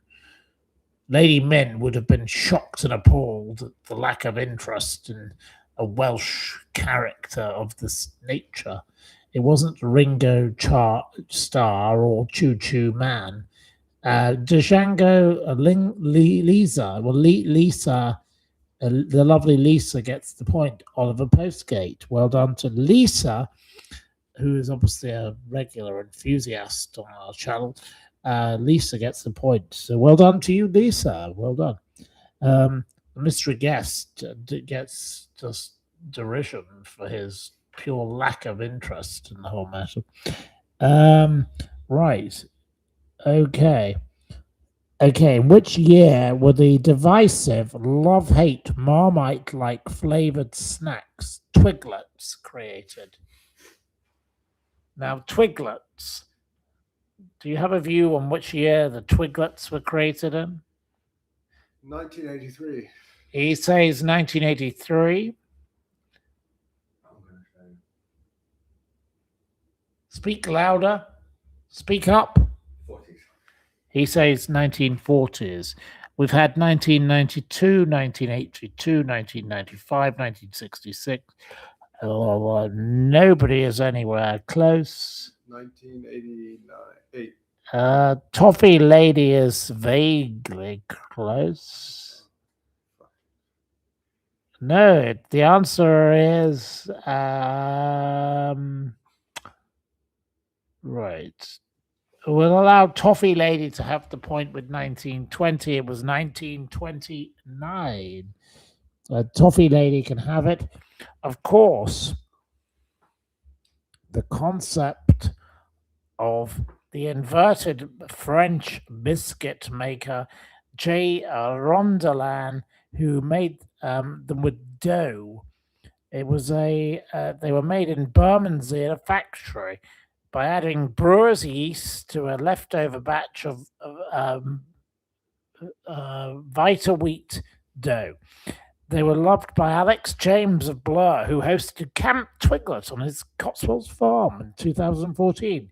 They are overbaked rather than fried. They're 80% whole grain, and they have 97 calories as opposed to crisps, which have 130. The mystery guest has just consumed at least 3 packets of mini cheddars. He's had rather a lot more calories than if he'd had Twiglets. So, shame on the mystery guest. But that's his own choice. But I do like to encourage people to have a mini cheddar. So, I'd rather they had that than the busybody who comes to PJ's who only likes a Twiglet. Right, next question. Right. What was the name of the first man and second person? And this is a question that the mystery guest is not allowed to answer because he gave me the idea for the question. So the other mystery guests can answer, but this one can't. What was the name of the first man and second person in the world to get the first Pfizer BioNTech COVID jab in December 2020? What is the name of the person who got the jab? What is the name of said person?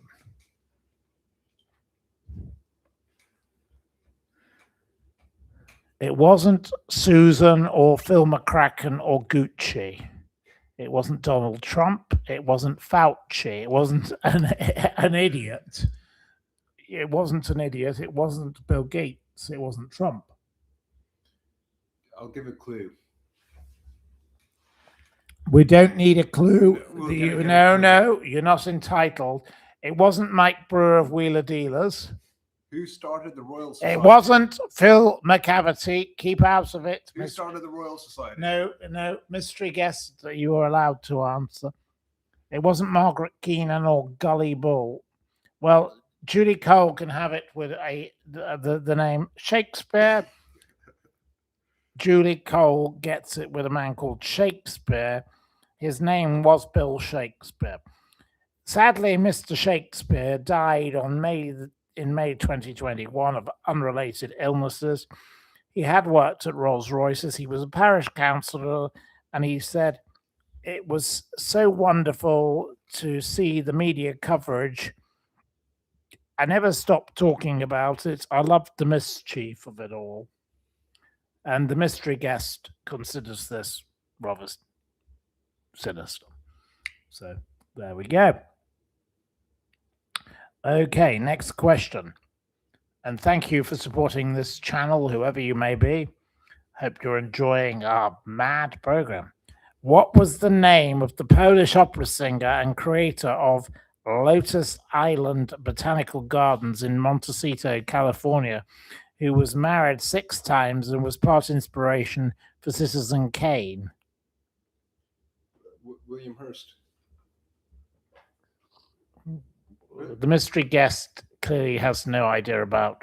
Wait, sorry, I think you said who's the inspiration for Citizen Kane? He did not listen to the question. He clearly cannot define sex. What was the name of the Polish opera singer and creator of the Lotus Island Botanical Gardens in Montecito, California, who was married 6 times and who was past inspiration for Citizen Kane? It sounds like a bar. No. It was not Cliff Richard. It wasn't Shah Shah Gabor. It wasn't Meghan Markle. It wasn't Bungalow Bill. Well, I know you all love a bit of Bungalow Bill because he is a regular at PJ's, but no, he didn't inspire a garden in Montecito where Meghan Markle happens to live. It wasn't Pavarotti, and it wasn't Polish Paul. I don't know who Polish Paul is. It wasn't Loretta. Lisa gets the point with Ganowolska. Of course, it was Ganowolska, who lived from 1887 to 1984. She was a mediocre, over-promoted singer who was promoted by a rich husband. She had a 37-acre garden, and well, she loved to waltz, but nobody loved to hear her voice. She was absolutely dreadful. And Meghan Markle recently had a party there, and it wasn't very well received either. So, birds of a feather flock together. Okay. Born on the 3rd of August, 620, weighing 6 pounds, 9 ounces in Lisbon, Portugal, who is the father of a child born to Princess Eugenie of name yet still unknown? Who is the father of Princess Eugenie's child?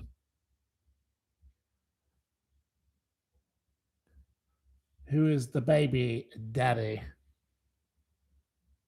Well, the mystery guests seem incapable of answering questions.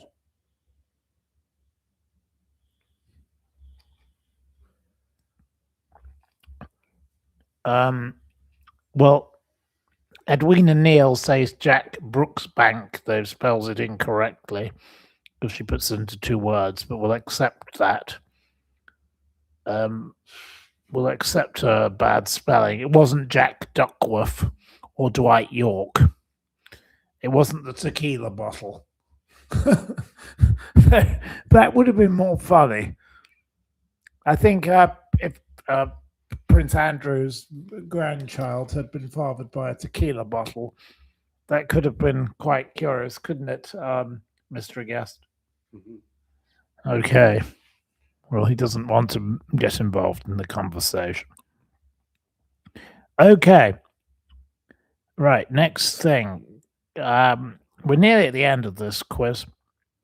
First popular in Victorian times, which Chester Gould created comic strip is associated with the proverb, crime does not pay. Where do you associate crime does not pay with? Which comic strip is crime does not pay associated with? It's not Dennis the Menace, no.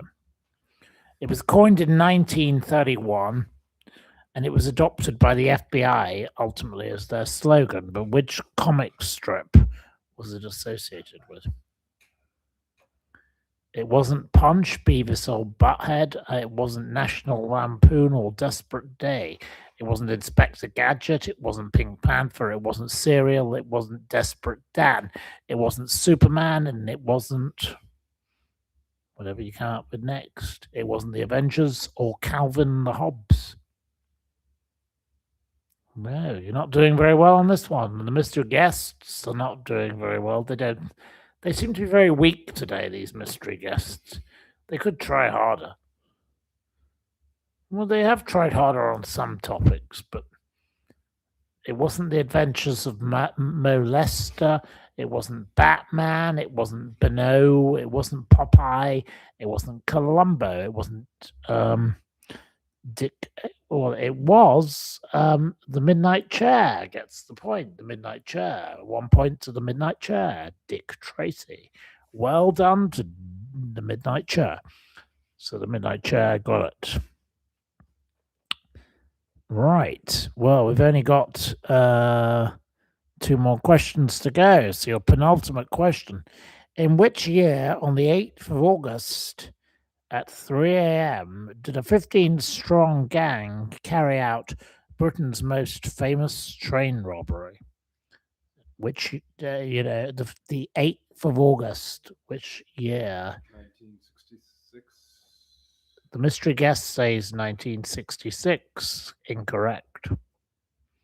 He thinks of the World Cup. It's not 1959. It's not 1967. Rosie Day gets it with 1963. Of course, the Great Train Robbery, £2.6 million in used banknotes.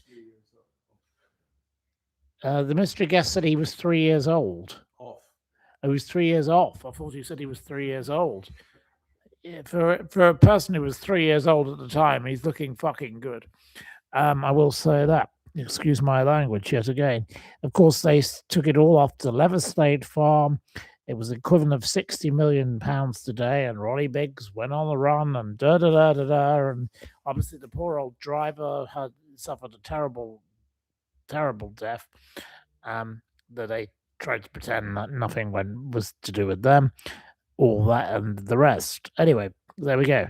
And finally, your final question. In Cockney rhyming slang, what does Sexton Blake mean? What is a Sexton Blake? What is Sexton Blake? It is not a rake, no. It's not a lake. It's not a take. It's not a fake. It's not a snake. Hey Tigers gets it with cake.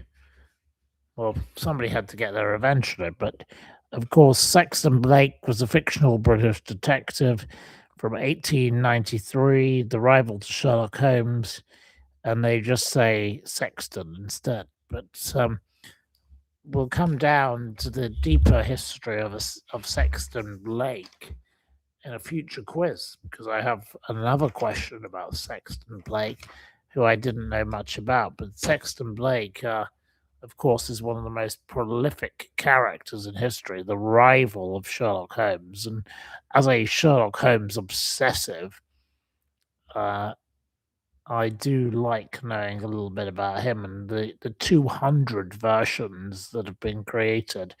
But we'll come to that in a future quiz. But anyway, we'll thank you very much for participating. We don't know who the winner of our quiz is yet, but our quiz note person has noted that Hey Tiggers got 1 point, Rosie Day got 1 point, Midnight Chair got 1 point, Toffee Lady got 1 point, Adam Forbes got 1 point, Mr. Balding got 1 point, Lisa got 2 points, Edwina got 2 points, the mystery guest number 2 got 2 points, the mystery guest number 3 got 3 points, Julie Cole got 3 points. Well, now we have a problem. Oh dear. The person that was scoring our quiz has run away. We have a problem here. Yes, we have to bring back the quizmaster. Absolutely useless. We can't have this situation. Oh dear. Well, we have to start again. Oh dear. We may have to have a tiebreaker question.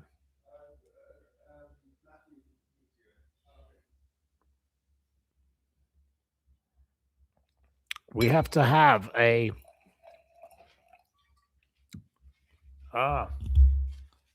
The quizmaster's assistant, the Debbie McGee, has not been thorough, because the Debbie McGee did not realize that we cannot have no clear winner. If we have no clear winner, that is a mess. And we now have a mess. So I'm afraid we now have a situation. We have to work out the situation. So I'm afraid we have to have recall. A recall, and I've had to recall the naughty person who did not keep notes efficiently. He has failed in his task. Very bad indeed. I do apologize to you all. Right, but we have who do we have with 3 points? Julie. Well, this is yourself, right? So the no, that's you. Oh, right. 2 mystery guests. We've got Julie and who else? No, there's somebody else as well. Oh, right. Anyway, he's run off. Right. You're ruining the program. Oh, good Lord. The mystery guest allegedly now has to participate in another question. So let's think of a suitable question for the mystery guests. And what's the other person's name? Julie Cole. Julie. Now, where are you, Julie Cole? Are you ready, Julie? Julie? Yeah, well, Julie, you're smiling. Now, Julie versus the mystery guest. Is the mystery guest ready? Don't sit looking at your little telephone. Don't cheat, mystery guest. We do not. I can see what the mystery guest is. Must put it away. Let's have Julie versus the mystery guest. Julie says, I'm ready. Right. Okay. We're going to go back to a random page. Let's go random. Okay. How tall in centimeters was Maria Callas? Mystery guest or Julie? Mystery guest says 171 centimeters. Well, the mystery guest is very, very close. So I have to award it straight away to him. The mystery guest gets it because Julie Maria Callas was 173 centimeters. So I'm afraid our winner tonight is the mystery guest. It was not a fix. He had no way of knowing this random question from quiz number 96. I have written 134. I turned to a random page. She also weighed 54 kilograms. So there you go. Maria Callas. There we go. So we thank you all for joining in our lovely quiz. Most kind of you. And thank you also to our runner-up in our quiz, Julie. So you were very close, Julie, but he got there first. So on this occasion, the mystery guest is the winner of our quiz. He didn't cheat, I can assure you, because I told him to throw his phone down on the table. So I know he wasn't using AI and being a nuisance like most of the crooks that cheat in my quiz. But well done to you all. And thank you, Julie, for being a wonderful contestant. And you came a very close second. But the mystery guest will just say something to Julie. Congratulations, Julie. You did a wonderful job. No, but say that that you. Sorry. Speak to Julie. Say, thank you. Thank you, Julie, for joining in. You did a terrific job. Yeah. I think the mystery guest gets a bit shy about, accepting that, he won, but he did win. But anyway, he's being nice, so never mind.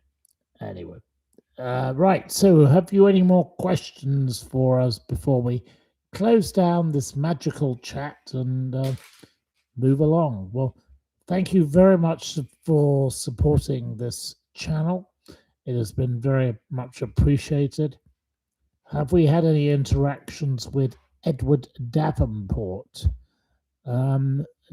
I do know who Edward Davenport is, but I do not know the man. I've never actually met him. He does tend to press like on my posts. I've no idea why. Maybe the mystery guest might know of him, but let's see if the mystery guest has anything to say. Yeah, I know several people that know him, but I don't. I've seen him in person, but I haven't spoken to him. There we go. So we don't really know that much about this individual at this stage, but maybe if you wish to send more information about this Edward Davenport, given his interactions with the Bonnie Blue woman, maybe you could send us information at editorial@thesteepletimes.com, and maybe we could investigate. Maybe that might be a useful way forward. We could perhaps look into who he is, because it does seem a bit strange that this man is so enthusiastic about that revolting creature. It's disgusting what that person is doing, and I think polite society would like to know why this person's being encouraged by the likes of Michael Gove of The Spectator. It is not exactly correct, is it, Mr. Yes? No, it's not. That's all he has to say. So, Bonnie Blue is a biohazard. Would you agree? Bonnie Blue is a biohazard. You're correct. I agree.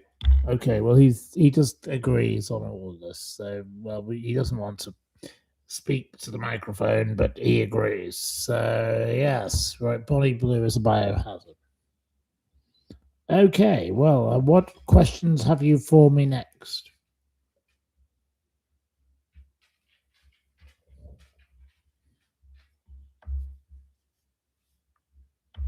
You'd like a quiz on who the mysterious guest is? No, we don't do quizzes about people.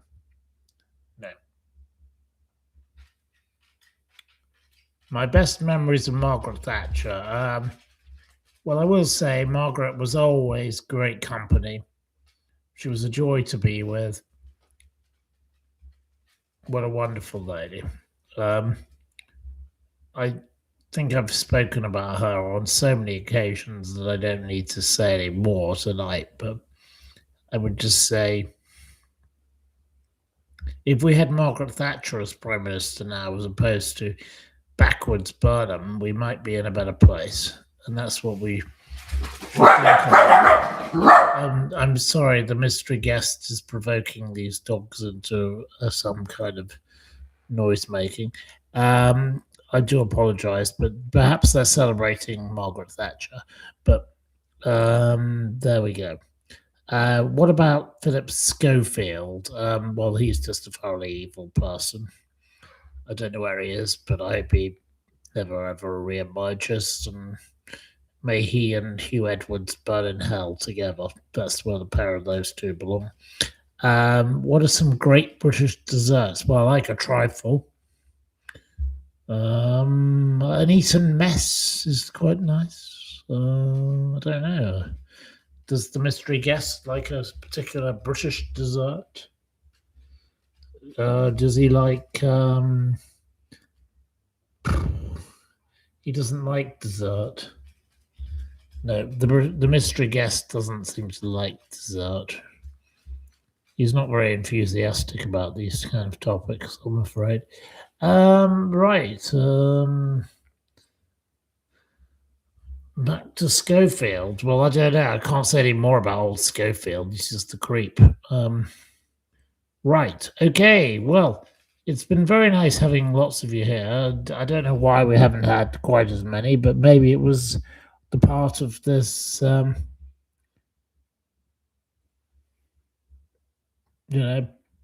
stupid eclipse thing. Perhaps you all went off to watch that, so we didn't have as many of you. But thank you to those of you who've joined, and thank you for those of you who've been kindly supportive. And perhaps next time we might have a few more.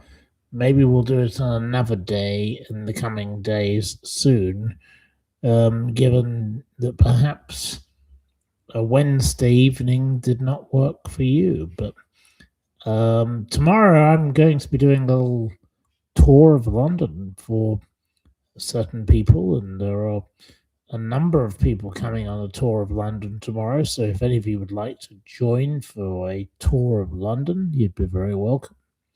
Please email me, editorial@thesteepletimes.com.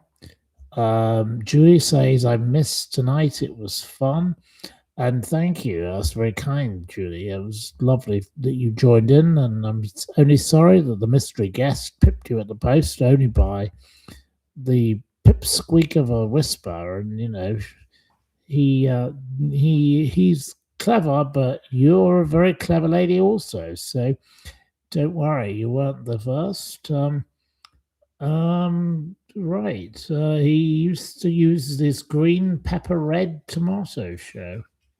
Oh, I don't know what that means. He got done for shoplifting. Oh. I think that means probably, well, he didn't get done, but he got accused, would be obviously Richard Madeley. Not Ainsley Harriott, no. I think you're thinking of a different chef, but we won't go down that route. He is somebody I know of. There we go. So thank you very much to all of you who've joined in. I realise tonight not many of you have been able to join in, but we thank you for those that made the effort. Clearly, the eclipse got the better of most of the audience, and there was a much limited audience. And, well, we'll try again next time. So thank you very much. And maybe we'll try another program later in the week. Okay. Pip, pip, and cheerio, and best wishes to you all. Someone asked, do the Rosicrucians exist?